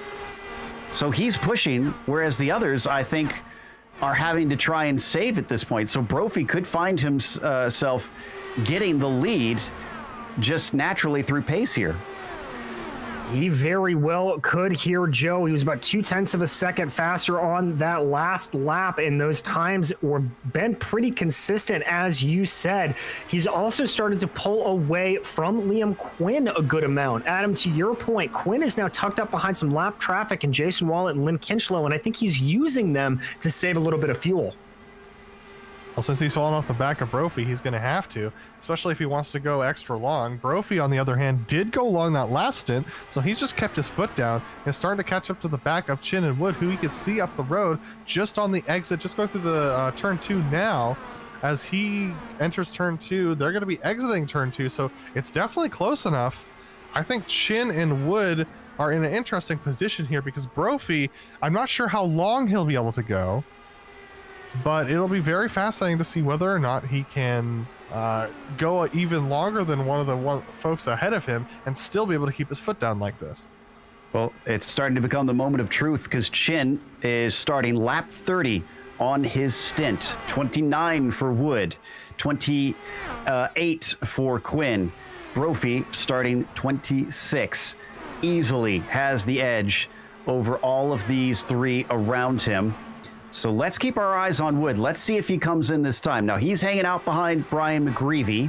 This will certainly help him pulling up on that lapped car. Oh, Chin is absolutely lifting. Riding on board with him, he is taking the backstretch super casually as well. We're on board with Andrew Wood as he's tucked in behind Brian McGreevy. Let's see whether or not he comes in. He's going to stay out, but Chin has to come in. Chin is under the gun now. Has to make 31 laps on fuel. He won't be able to push unless he gets a caution. None of the other 3 have come in yet. Rob Powers also into the pits from the 6th position, up ahead of Austin Espedy. Actually, the 6th position. Nick Kuhn into the pits as well. So a couple of early takers. They're going to be really tight on fuel to make it here from here to the end. This is going to be nerve-wracking. Another 30-lap stint, and we'll see who gets to be the victor in the 2021 Majors Indy 500, and Wood is pitting this lap. Wood seems a little bit more comfortable than Tim. Espedy keeps going. Quinn is staying out, and Brophy. So Adam, there, I think your theory about Liam Quinn definitely saving some fuel proving to be true. He is on his 30th lap on this stint right now, but we're going to check in on this battle as Wood now comes to a stop in the box. Whoa, Joshua Chin a little bit wide coming around lap traffic there. Chin running 12th currently. Let's see if his rival is going to come back out with him. Wood is on his way and rolling. Chin now coming past here out of turn 1. And Liam Quinn's in the box. So as we're watching this battle for the provisional lead between Wood and Chin, Liam Quinn headed down pit lane. And look at that. Wood comes out, and he's going to be behind Joshua Chin just barely. See James Walker now pits. Justin Morton announcing he's going to be pitting this time. Two other drivers on the lead laps are on the same strategy as Brophy. I see Johnson and Hill able to make enough fuel. Brophy is in. All right, here's the real moment of truth. Oh, I think he might have sped. Oh, no. It's entirely possible Brophy might have sped. He locked up the front right tire after the cones. We'll have to keep our eyes on that. I'm going back and seeing myself. Oh, he was at 70 miles an hour when he hit the cone.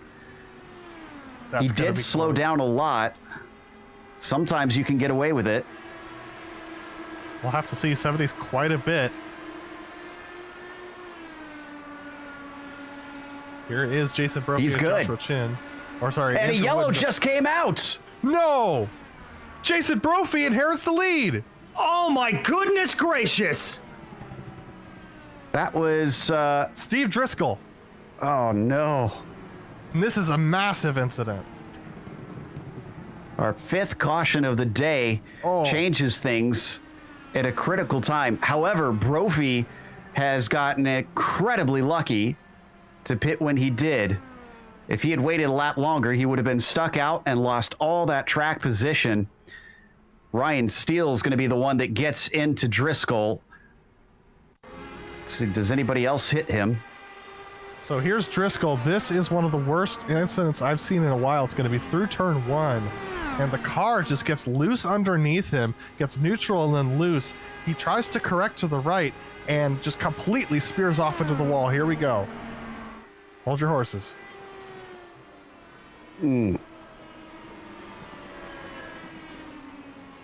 So he's unfortunately, is he our latest retirement? I think he might be, unless he's still waiting for that tow. Yeah, because I'm seeing he's used one of his free repairs. So there's our 6th retirement. We are now tied with the record for fewest DNFs. But DJ Jason Brophy now leads this race due to circumstances beyond his control. Was able to come out of the pits ahead of the pace car and inherits the lead with a fuel advantage.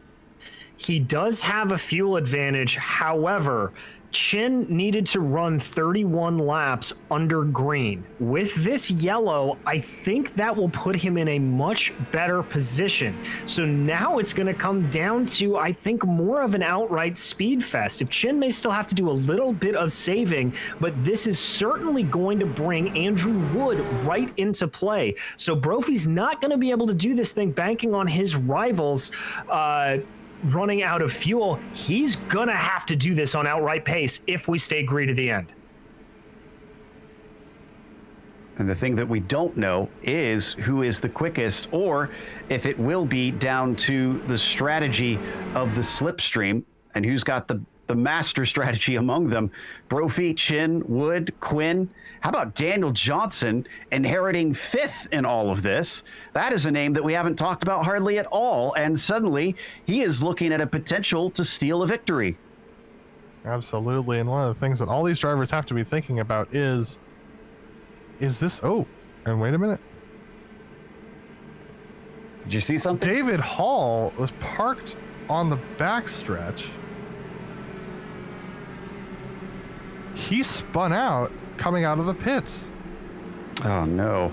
I don't think this will extend the caution. He hit the grass. He must have been distracted. He was not fully pulled up into the racing line. He has no front nose, so hopefully someone is telling him this. Yeah, there's no way he can keep going here. Let's see if he pulls in. He's being told by a few other friends. That's not him coming in yet. That's somebody else. I'm trying to see who that is, actually. Looks like a UDOX car. And David Hall is pitting. Because that's the thing about driving these single seaters. You have no idea what's going on your front nose. If nobody tells you that it's gone, you don't know. Wait a minute. What is Brophy doing? Wait, Brophy is being It's waved. wave around. It's wave around for the lapped cars. It's the way the service is doing it. They're too far back in line, so they're sending the leaders forward. Well, this makes things very exciting. Aha.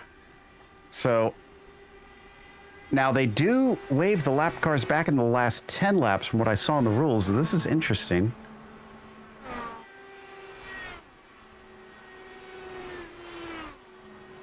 So yeah, everybody's having to try and rush to catch up. I wonder if this is sort of because of where Brophy was when the yellow came out. Did he maybe slow down and let the pace car catch him when he needed to actually take off and go run up to the back of it? Well, what this is going to do is it's going to stack everyone up right before we get to our restart. We're going to have 4... So, okay, everyone is just cycling around one time, I believe.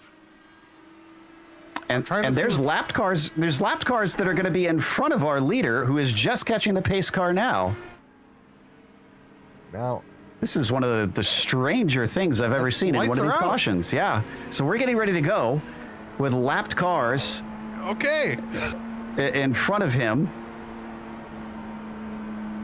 Okay, so the top 4 cars are not on the lead lap. The yellow car of Jason Brophy is going to be our leader. They're not pulling off. Well, one of them is. The rest are just going to try and go. Green flag is out. Brophy's going to have some overtaking to do despite being the leader. As we go racing for the final 25 laps here at Indianapolis. This might actually help Jason if he can put some lap traffic between himself and his rivals behind. Absolutely. So as they go through the first couple of corners, it's side by side between Austin Espedy and Daniel B. Johnson for that 5th position. Daniel B. Johnson, the man we haven't talked about all day, on the outside. And there you see Jason Brophy going around the final lapped car. If he could put that between himself and Joshua Chin, it's going to make a big difference. Joshua Chin has to take a shallow line through the final corner. This is going to make things very interesting here. So Joshua Chin now free and clear, but he's got Andrew Wood tucked in behind him. This is making things very interesting for the lead of the race. Only 4/10 between Brophy and Chin. I don't think he's broken the slipstream. He could probably still pull up on him. Wood is going to be able to get through the lapped cars as well. Quinn's still working on it. That's Lynn Kenchlow that they've all been trying to overtake. And indeed, I can already see that Chin is closing quickly on the 88. He is coming like a train with a full head of steam here. He's going to poke his nose down to the inside, coming into turn 3. That is Chin up to the lead. He is not worried about fuel saving. He wants milk here in this 500-mile race. And we have to remember, this is not NASCAR. This is no green-white checkers. So if they get close to the end, whoever is ahead and we get a caution, that is the end of the race. So track position will be critical. That's why we're seeing Josh Chin push hard to hold the lead. Josh Chin pushing very hard to hold the lead. Absolutely. You can see just how aggressive he's being. Brophy backing off a little bit, taking that outside line. I think he's trying to save his tires a little bit for later on this stint. They got Brian McGreevy up ahead of them, just now entering turn 3 and 4. Brophy in a very interesting position here. He doesn't seem to have the speed for Chin. He seems to be backing it out a little bit. I think he's trying to widen this gap just a little bit. But the trouble is if he does this too much, he's going to allow Andrew Wood to come up from behind him. Joshua Chin's got the draft of McGreevy, so this is going to separate them even further. Just a small side note, I was kind of curious who our hard charger is now that we've lost Waring. Lionel Callisto, qualified 24th. He's up to 9th right now. Yeah, it's a great run from Lionel, and we ride on board with him now. He has just done this all on merit, really pushing himself up through the field. That is James Walker right ahead of him, about 0.4 of a second up the road. So Lionel going to keep pushing here as we get ready to cross the yard of bricks for the 180th lap. 20 to go. Josh Chin holding the advantage, and now he's got another lapped car between himself and second place. Brian McGreevy splitting the blue and the yellow cars temporarily.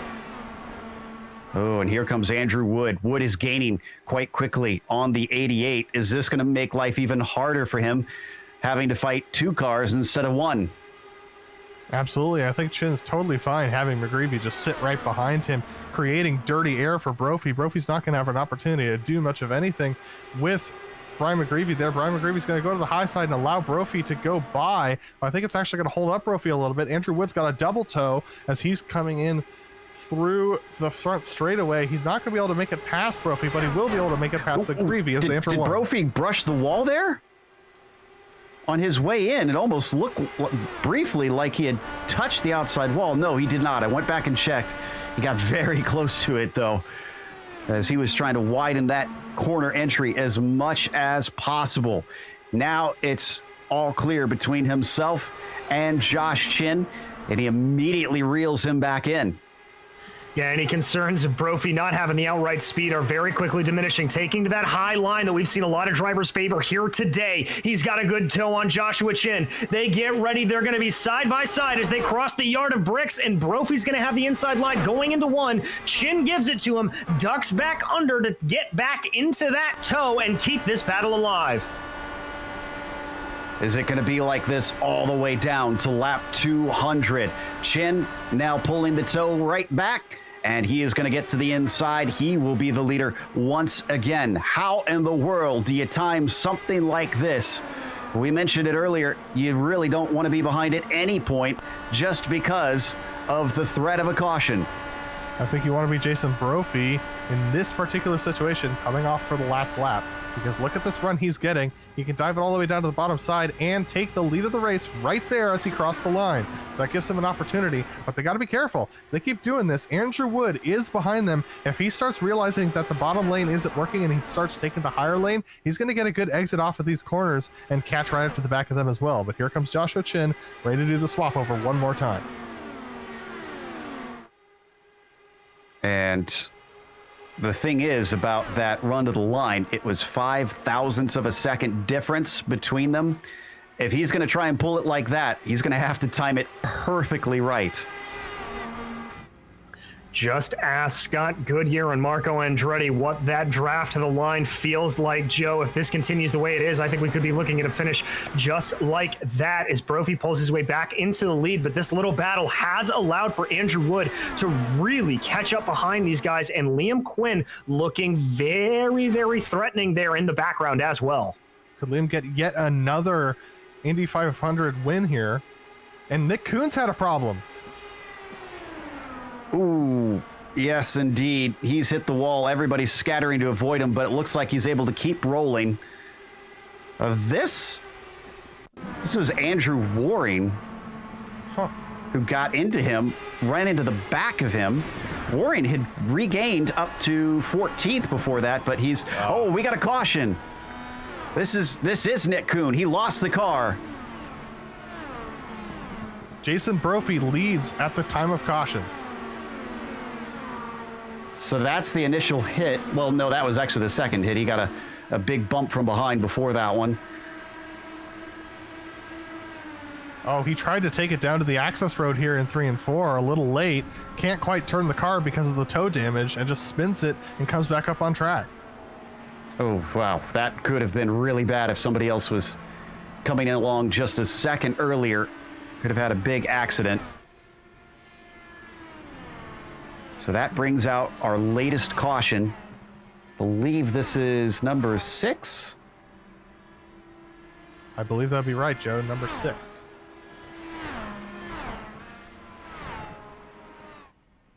So we are going to restart, I think, with a little more than 10 to go.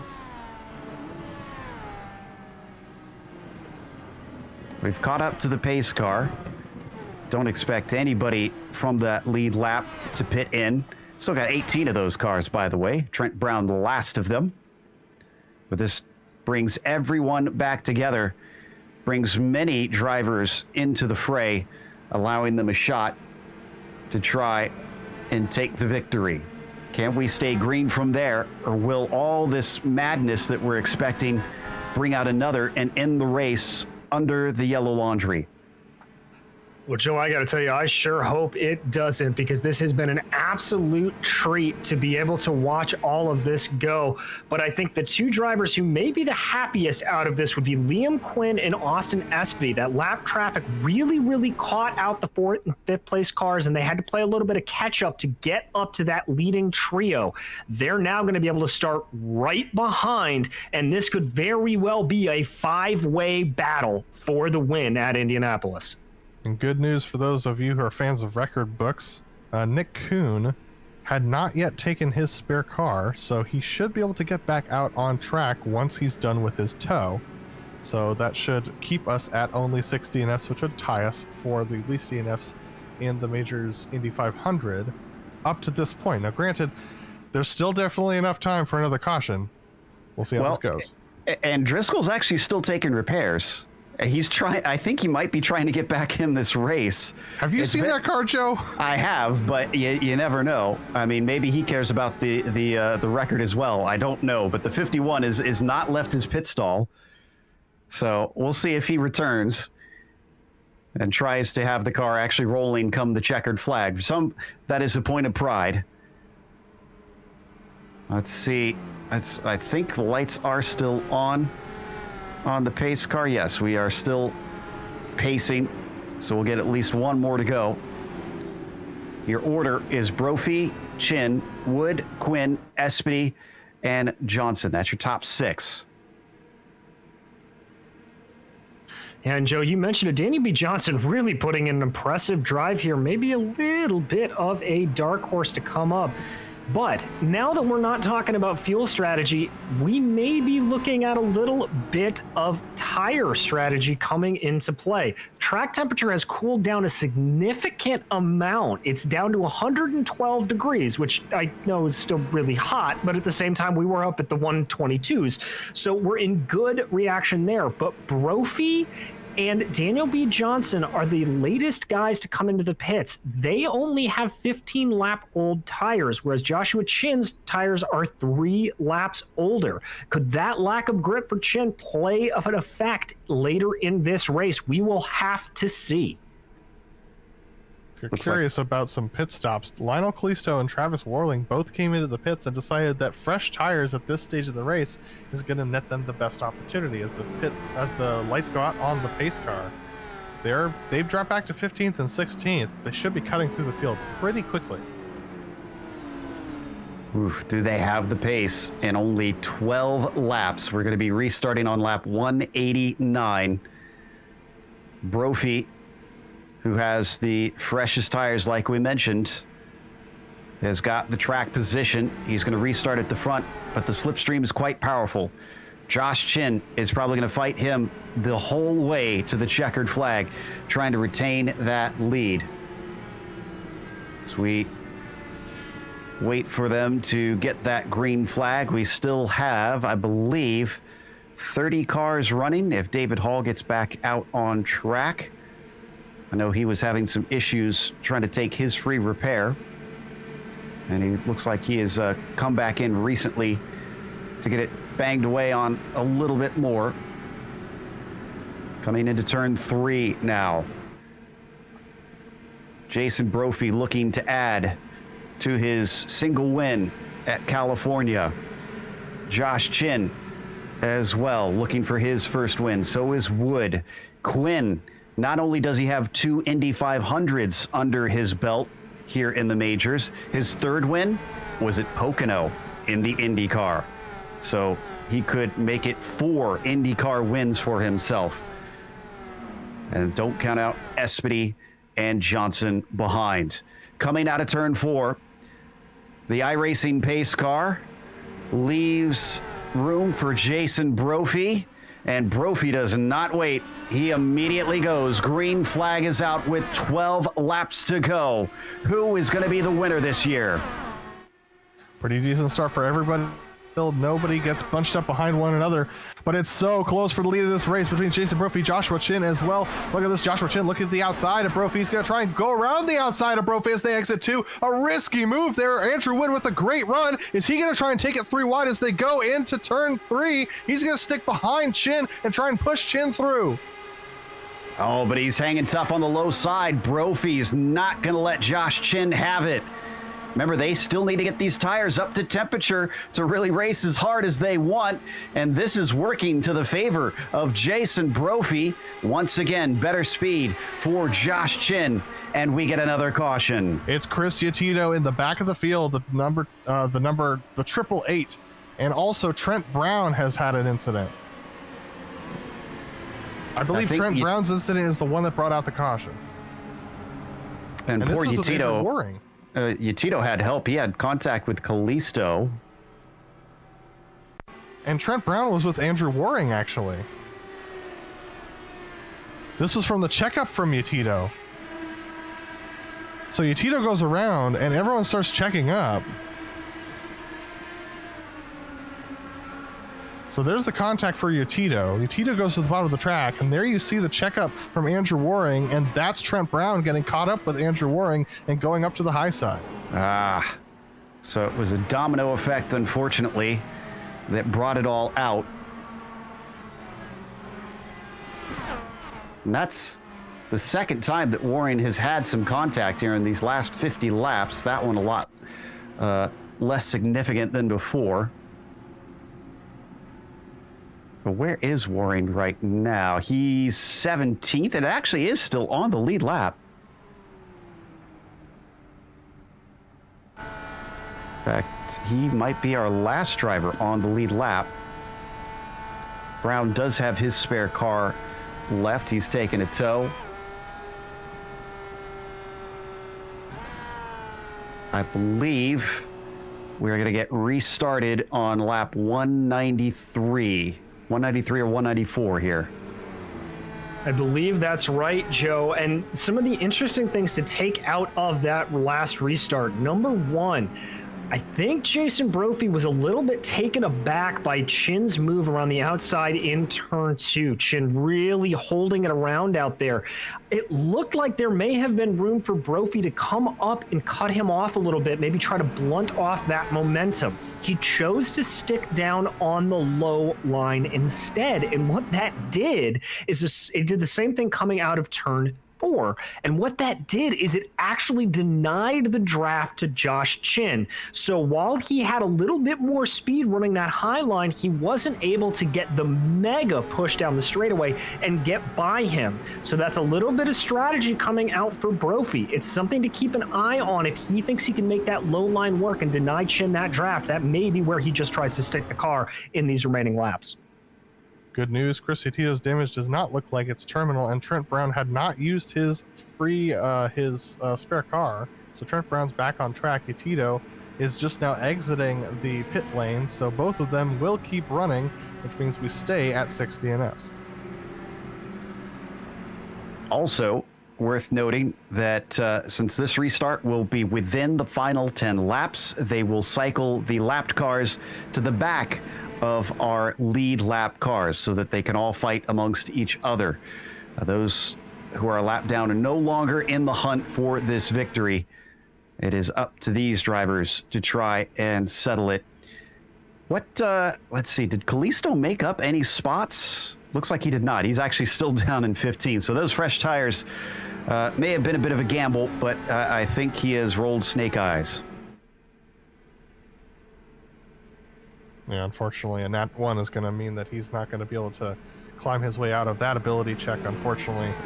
But Jason Brophy up there in the lead of this race over Joshua Chin and Andrew Wood. If he can just hold them off, I mean, it's really a crapshoot as to whether or not they get yet another caution here, because everyone in the back of the field is trying to be extremely risky to make up some positions as well.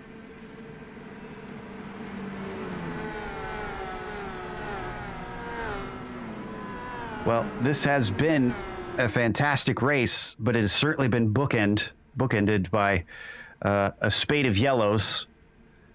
We had many in the first 25 laps. We went green flag racing for the vast majority of it.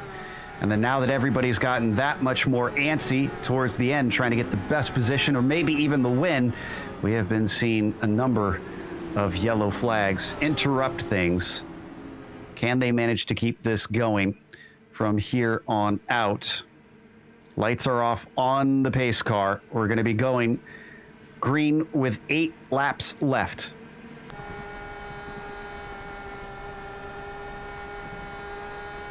From on board watching from Chin's perspective, Chin 27 points behind our points leader coming into this, Christian Challoner. James Walker, who I mentioned, who is much closer, 10 points back. He's still running in 8th, has not been able to make up many positions. I'll need to check and see what the points will award versus each of those. But for now, we're going to watch the lead of this race take off as Brophy gets the green flag.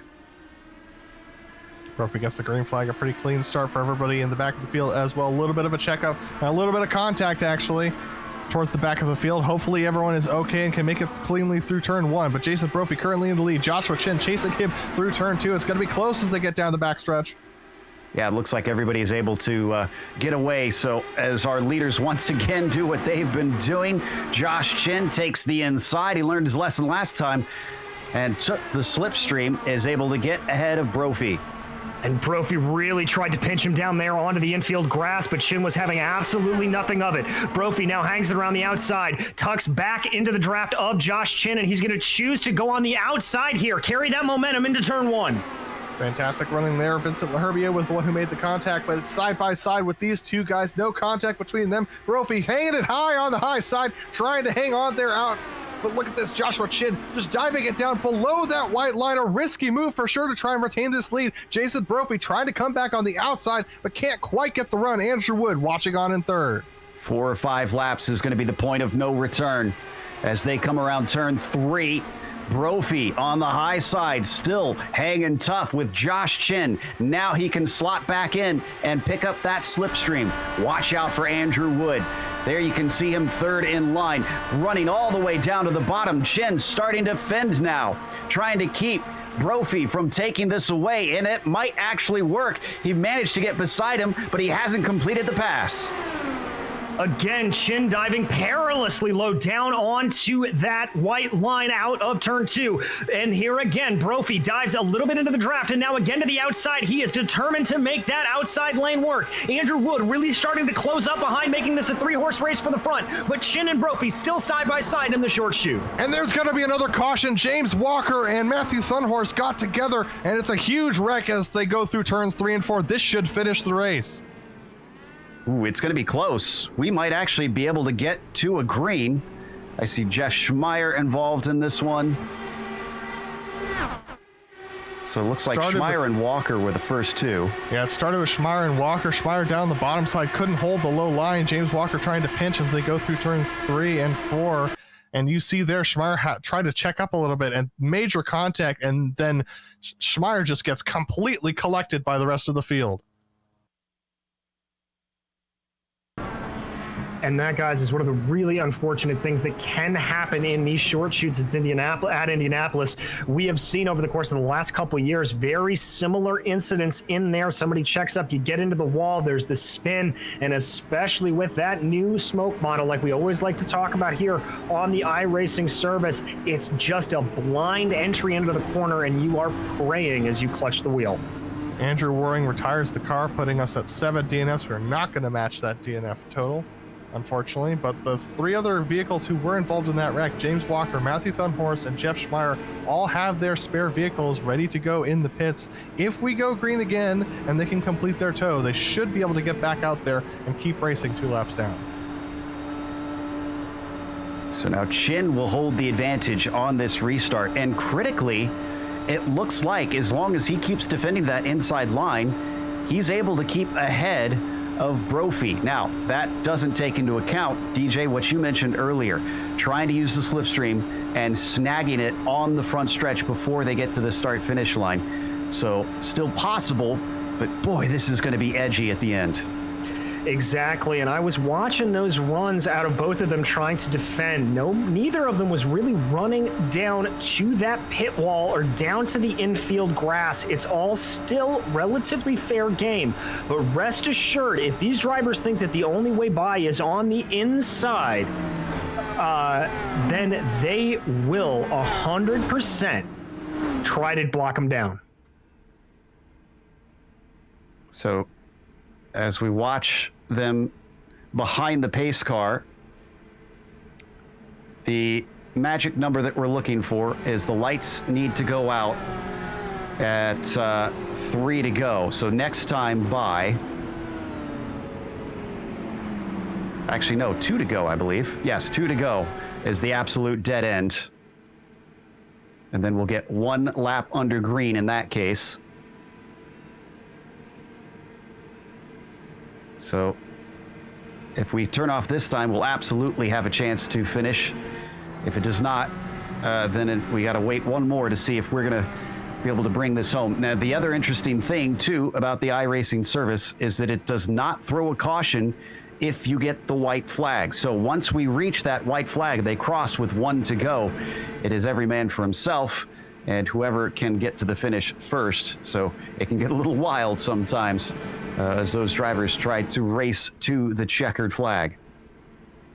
Absolutely. My guess is that we won't get the lights off this time because this will have been the lapped car's opportunity to pit, but it'll probably be the next time by if we are fortunate enough that everyone was able to clean themselves up from turns 3 and 4 before the pace car approached the scene of the accident. So Joshua Chin, if it is going to be a 1-lap shootout, Joshua Chin is actually probably... Oh, and the lights go out this time. All right. This is going to make things really interesting. I was about to say Joshua Chin was in a bad spot based upon what we've seen with how he's been able to make it past Brophy on the first lap, but I think this changes the game a little bit. Well, it definitely does, because if they get another caution before they get to that white flag, it will be over. There is a chance that this could still end under yellow. It'll take some clean racing on that first lap through, as we effectively do have what becomes kind of a green-white checkers here, but with Indy cars. Your major players, if you're just tuning in, are Joshua Chin leading the way. Jason Brophy will restart from 2nd.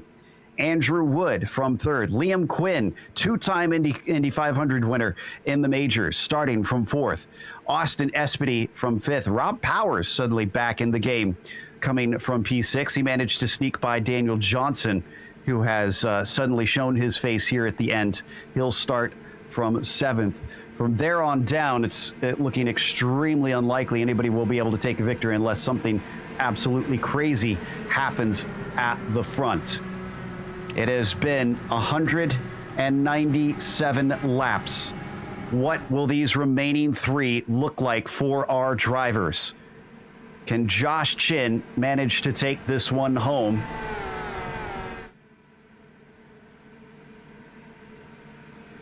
Chin still looking for that first victory here in the majors.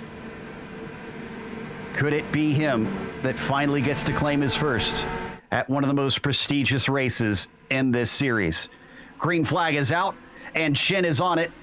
He immediately covers down to the inside, trying to break the slipstream and keep Brophy from getting the advantage down into the first corner. Comes back to the racing line. Brophy now has company. Wood tries to look underneath him. Oh my goodness, and Jason with a huge run. He's going to manage to take the inside away, and he's going to get inside of Josh Chin and take the lead. That was a fantastic move down to the bottom side, but Brophy's not done yet. It's going to be really close. Look at this. Chin's going to take the bottom side away from Brophy. Just one car length. It's almost going to be 3 wide as they go into 3 and 4. Car into the wall at the back. They're trying to keep it moving to keep a yellow from coming out. We just need a few hundred more feet. Chin now has the advantage. He is ahead. Brophy's going to try and draft him coming down the front stretch, but Chin is wise to his move. He's going to cover him off as they cross the line. It was Brophy who led that lap. We are going green to the finish through the first corner. Brophy can't quite get by. He's on the outside. He's going to need the slipstream to try and complete this pass. Right now, he doesn't have it. Off the corner. He doesn't slot in behind him. We've also got Andrew Wood back in third. He is reeling both of them in. Could he spoil the party and come from third to first? Still, Brophy, the long way around, coming through turns 3 and 4. It's down to the last run of the line. Who is going to take this win? Chin has the advantage. Can Brophy get the slipstream and move past him? He's pulling up next to him. It's going to be close. He's got the momentum down to the line. Who's it going to be? It was Chin. Chin by 3 thousandths of a second. What a fantastic finish. Andrew Wood almost had an opportunity for that as well. 8 100ths of a second behind in third place, 3 wide for the finish. We're going to take a look at this again, DJ. Oh my goodness gracious, Joe, I'm sweating just watching that call. You can see the drag down to the line. It's so close across those yard of bricks. The momentum from the high line carrying Brophy around, but it was Chin's sheer tenacity that allowed him to stick on that low line and take this victory at Indianapolis. 5 cars less than a second apart at the line. That's how close it was. What a run by Chin and Brophy. Chin takes his first win. Brophy, still a great podium and an incredible race. As Josh celebrates his first victory in this series, we are going to take a quick break. We'll come back with the unofficial results as well as driver interviews, so stick around.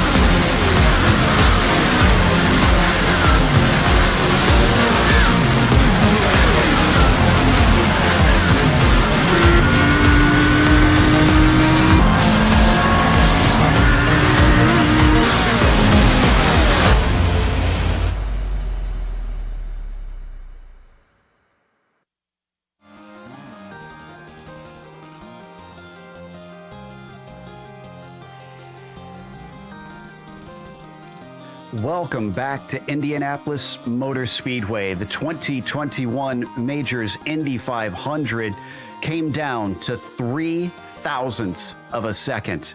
Joshua Chin finally claimed his first victory in the majors, and it's an Indy 500. Jason Brophy, who was very close to getting win number 2 in his career here in the majors, wound up second, with Andrew Wood behind them by less than a tenth. He finished in P3. Austin Espedy was fourth today with Liam Quinn in fifth. Then it was Rob Powers, P6. Justin Morton from 20th up to 7th. Nicely done. Kevin Hill finished 8th with Mike Grandy, another one doing a fantastic job, 22 to 9th. Lionel Kalisto, 24th to 10th. And then we go to Adam with the next 10. Yeah, Wayne Hutchison, the last car on the lead lap in 11th position, maintains his position from his starting spot. Daniel B. Johnson up a couple spots, up with Samuel Harris up a couple spots to 13th as well. Jason Wallet, 14th position with Ryan Steele in 15th. Travis Warling, not the greatest day for him, unfortunately dropping down to 16th position. Trent Brown, 17th. James Walker, who was up there in the top 5 at that restart, ended up hitting the outside wall, finishes a lap down in 18th position, so he will not take the lead over Christian Challoner. Jeff Schmeier is going to finish in 19th spot with Matthew Thunhorst, also not a good day for him either, in 20th position. David Henger was able to come home in 21st, 2 laps down, with Lynn Kinchlow behind him in 22nd, 3 laps down. Adam Halleck was also 3 laps down in 23rd, followed by Brian McGreevy and Nick Kuhn. Andrew Waring was behind him, with Jimbo Pfeiffer, David Hall, Vincent LaHerbier, and Christia Tito all rounding out your top 30. From there, it was our DNFs for the day. We didn't get that record, unfortunately. A lot of drivers didn't make it in the end, but a new record for Josh Chin, his best finish, your first victory in the majors, and it's an Indy 500. How do you feel? Oh, it feels great.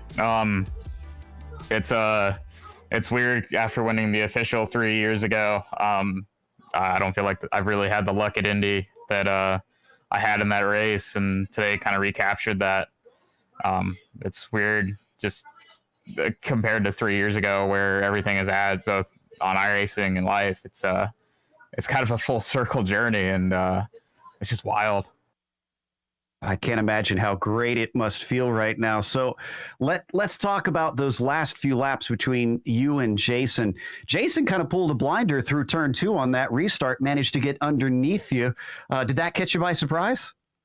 No, I basically pulled the same move on him before, and he had such a run. I just let him have the inside because I knew I'd be able to get him back down in the backstretch, and I knew that he kind of left enough of a lane down there where I could get there. I'm glad he gave me the space there. Obviously, we're teammates, but he didn't have to give me that much space. He could have made it more difficult on me, but overall, it's a great day for us in team points. 1, 2, 3, 4, 5, 6. I can't ask for anything more than that. I don't think John could either if he was still here. Obviously, all of our thoughts really go out to John, and I'm sure he'd be incredibly proud seeing that sort of performance from his team. But before we got to that end, it's sort of a moot point right now, but we saw you and Espedy kind of trading back and forth, or Wood, actually, I should say, trading back and forth for the lead, but you had the most tight fuel to get to the end. Did you two feel confident that you could get all the way to the checkered flag, or was there some saving that needed to happen? There was definitely some saving that had to happen. That caution was kind of a blessing and a curse for us at the same time. I think we would have been okay if we'd come out behind Jason. I'd probably started saving the last 10, 15 laps of that run in Map 5 and just trying to get everything I could. I almost got the extra lap that I really needed on that pit stop. I almost worked out perfectly on that, but then the caution came out. It kind of put us back, all on an even playing field. And then the second caution came out, and we were all good from there. I actually still wasn't good with the first one. So it kind of put it out of our worry, and overall it didn't affect us too bad. I think we only lost one guy from that early green flag run. Dan just unfortunately hit the wall out of 2 on the last green flag run out of 7th. But it still worked out well for us, even with the cautions coming out. Well, are you going to grab a glass of milk after this interview? And who would you like to thank for this win? I don't have any milk on hand, but I'm definitely going to get some tomorrow. Big shout out to everyone at Kinetic Racing, Team Talent. A great effort today. It showed in the results. Unfortunately, Christian had the disconnect, and Vince had some problems, and Dan didn't quite get the finish he deserved. But I don't think I can ask for a better effort or team than this. Hopefully get the points lead out of this, and we'll go on to the next round and just keep fighting with them. That was Josh Chin, our winner here today for the Kinetic Racing team. And up next, Adam has caught up with Jason Brophy, second place. Yeah, Jason second by only 0.03 of a second. A fantastic run to the line. But talk to me about your move in turn 2, because that seemed very, very ambitious, and you're able to pull it off.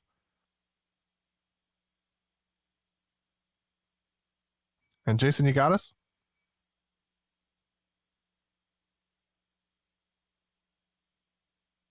Looks like we might have to pull Jason in a little bit later, as he seems to be having some issues. So DJ, in the meantime, has caught up with Andrew Wood, another one that finished within 1/10 of a second of our leader. Oh, Andrew, I got to tell you, we were hooting and hollering up here in the booth. That looked like an absolutely incredible finish. Talk me through those last 2 laps from the green flag to the checkered. Yeah, it was pretty wild, honestly. You know, we're all teammates in the top 3 there, and even stretching down to the top 6. So the main idea was to not wreck each other. So I was going to try anything I could to maybe get some sort of advantage, but I had to do it in kind of a safe way and not ruin the team race. It was pretty crazy. I feel like I had something in the bag, but I just didn't really time it correctly through turn 4. I would have loved to make it a 3-wide finish across the line, especially for the viewers, but I can't be upset. I've had a lot of bad luck in Indy 500s in the past, so I'm pretty happy about that, and I'll take a 3rd. Well, it was an impressive run. I mean, it seemed like every time we looked up to that leading back, you were there. We were all talking a little bit, and we talked to your teammate Josh about it, about fuel coming into that last about 50 laps of the race. Looks like you were kind of the happy medium in between Jason and Josh. Were you concerned about that fuel run coming to the finish before the yellows, or did you think you had it? There was a bit of a concern for sure. Right before I did that last pit stop, I was saving quite a bit of fuel behind 2 lapped cars, or people that were about to go down a lap or so. So I needed to save a bit, and I was just hoping that if it were to come down to like 7 or 8 to go, I would find someone I could just save fuel behind, just expecting that whoever was behind me would rather be Jason or Josh there, that the tires be just kind of dead, that they can't really do much. So it could have worked out in my favor, and I probably needed a little bit of help to make the fuel number work. But basically what it came down to is Josh and I were on. We were the rabbits. We were on an earlier pit strategy than the rest of the team.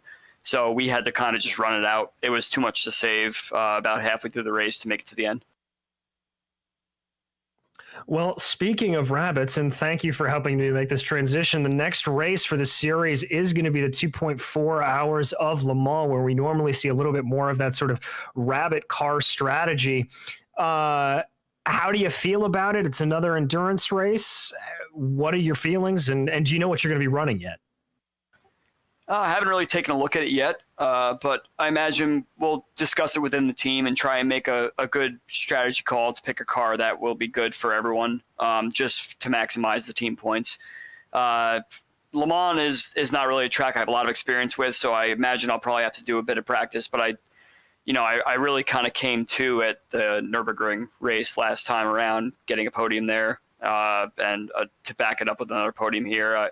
I think I can really make a name for myself here if I just keep at it. So I'm pretty excited for it. We'll see how it goes. Well, best of luck when we get out to France. But to focus back on Indianapolis, anybody you'd like to thank for this 3rd place? Yeah, I mean, thank all the Kinetic guys, Team Talent, partnership there. Really, this race, I kind of came into it really not expecting too much. I didn't really get as much practice as I probably would have liked to, but it all kind of just was like riding a bike for me. Once I got back into the swing of things, I really just knew what I was supposed to do. So thanks for the support of my team. And I'm so happy with the P3. Well, congratulations again, Andrew. That was your third place finisher, Andrew Wood. And now Adam Lindgren has caught up with our second place finisher, Jason Brophy.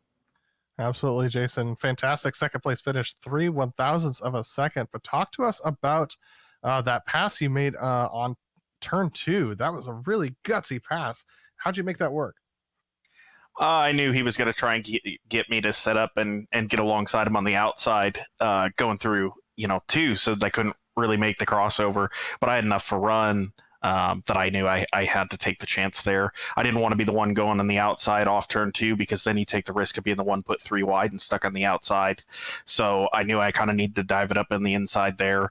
We were in communication, being teammates makes it fairly straightforward for us to make sure the big goal, don't wreck each other. And I trust Chin and all the guys over there, that we're racing with, Wood, Liam, Austin, Rob, everybody we raced with today. I trust that I can run around them, and I know that we'll keep each other safe. So. Absolutely. And throughout the race, you were impressing us a lot with your fuel saving, 34 laps on a stint. And you were able to make that work and get a caution that ended up falling just your way to retake the lead.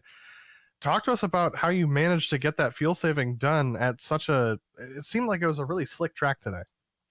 Yeah, being fourth in line, it felt, I knew it was a fuel race at that point, and I wanted to get as much saving as I could do early. I think the caution actually made it worse for me, because I think I'd have been in prime real estate. I was in really good shape if that caution doesn't come out, because I could run flat the rest of the race without worrying about fuel at all. Coming out of pit road, obviously it put me in track position, but I think sometimes it's nice to have a relaxing run to the end. Instead, we got the very exciting finish there that you saw. And so I think we just put it in fuel maps. The fuel maps are really effective now.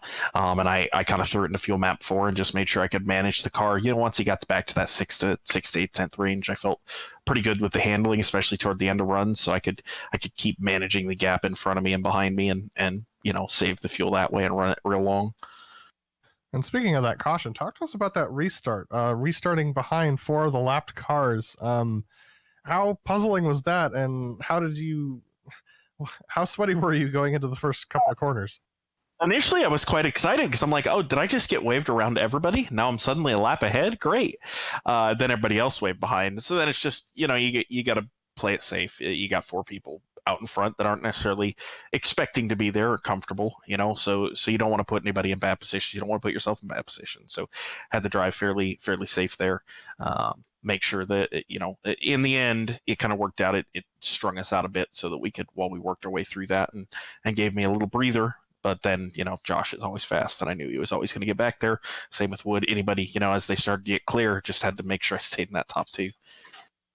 Well, fantastic race today, Jason, and congrats on your second place. Is there anyone you want to thank before we let you go today? Yeah, I race with Chin on private label Team Hype. I ran a Team Talent car today, just because it's been a year. The first race I officially did anything with Team Talent was the Majors 500. I spotted for Austin last year, even though it didn't go great. So wanted to run a Team Talent paint today. These guys welcomed me in about a year ago, and obviously now that kind of flows into the Kinetic racing the Majors this year. So really wanted that 500, but thanks to Liam and everybody over at Kinetic for welcoming us, and go get it. Well, thanks for talking to us, Jason, and congrats on second place once again. Back to you, Joe. That is going to wrap us up, as we just had another fantastic Indy 500 here for the majors. But, of course, we do want to mention the charity that is involved in this event, macmillan.org.uk, for the Macmillan Cancer Support Foundation. Definitely go check them out and see how you can get involved. But we want to thank, of course, the companies that provide the software and the hardware for our broadcast that you see listed here on your screen. Additional thanks go to June Lalonde, who provides our wonderful music. See the screen, proud to get hold of more of her great work. Thanks to the team today, Adam, DJ, Sean, and Dougie. like to find out more about GSRC, including upcoming races, you can find it at globalsimracingchannel.com. You can also check out our social media, which we have the outlets listed at the bottom of the screen. And if you'd like to support us, check out our merchandise store. It's simply simracingmerch.com/GSRC. Link is in the description below. Don't forget to subscribe to our YouTube channel so you don't miss a moment here on the Global Sim Racing channel. And the next race will be the Le Mans 2.4. That'll be Sunday, June 20th at 8 p.m. Eastern. Got quite a break until this next one, so relax for a bit. We'll have some upcoming races for other series listed on the screen, so check those out and mark them down on your calendar. Until next time, race clean, race hard. We'll see you on the track.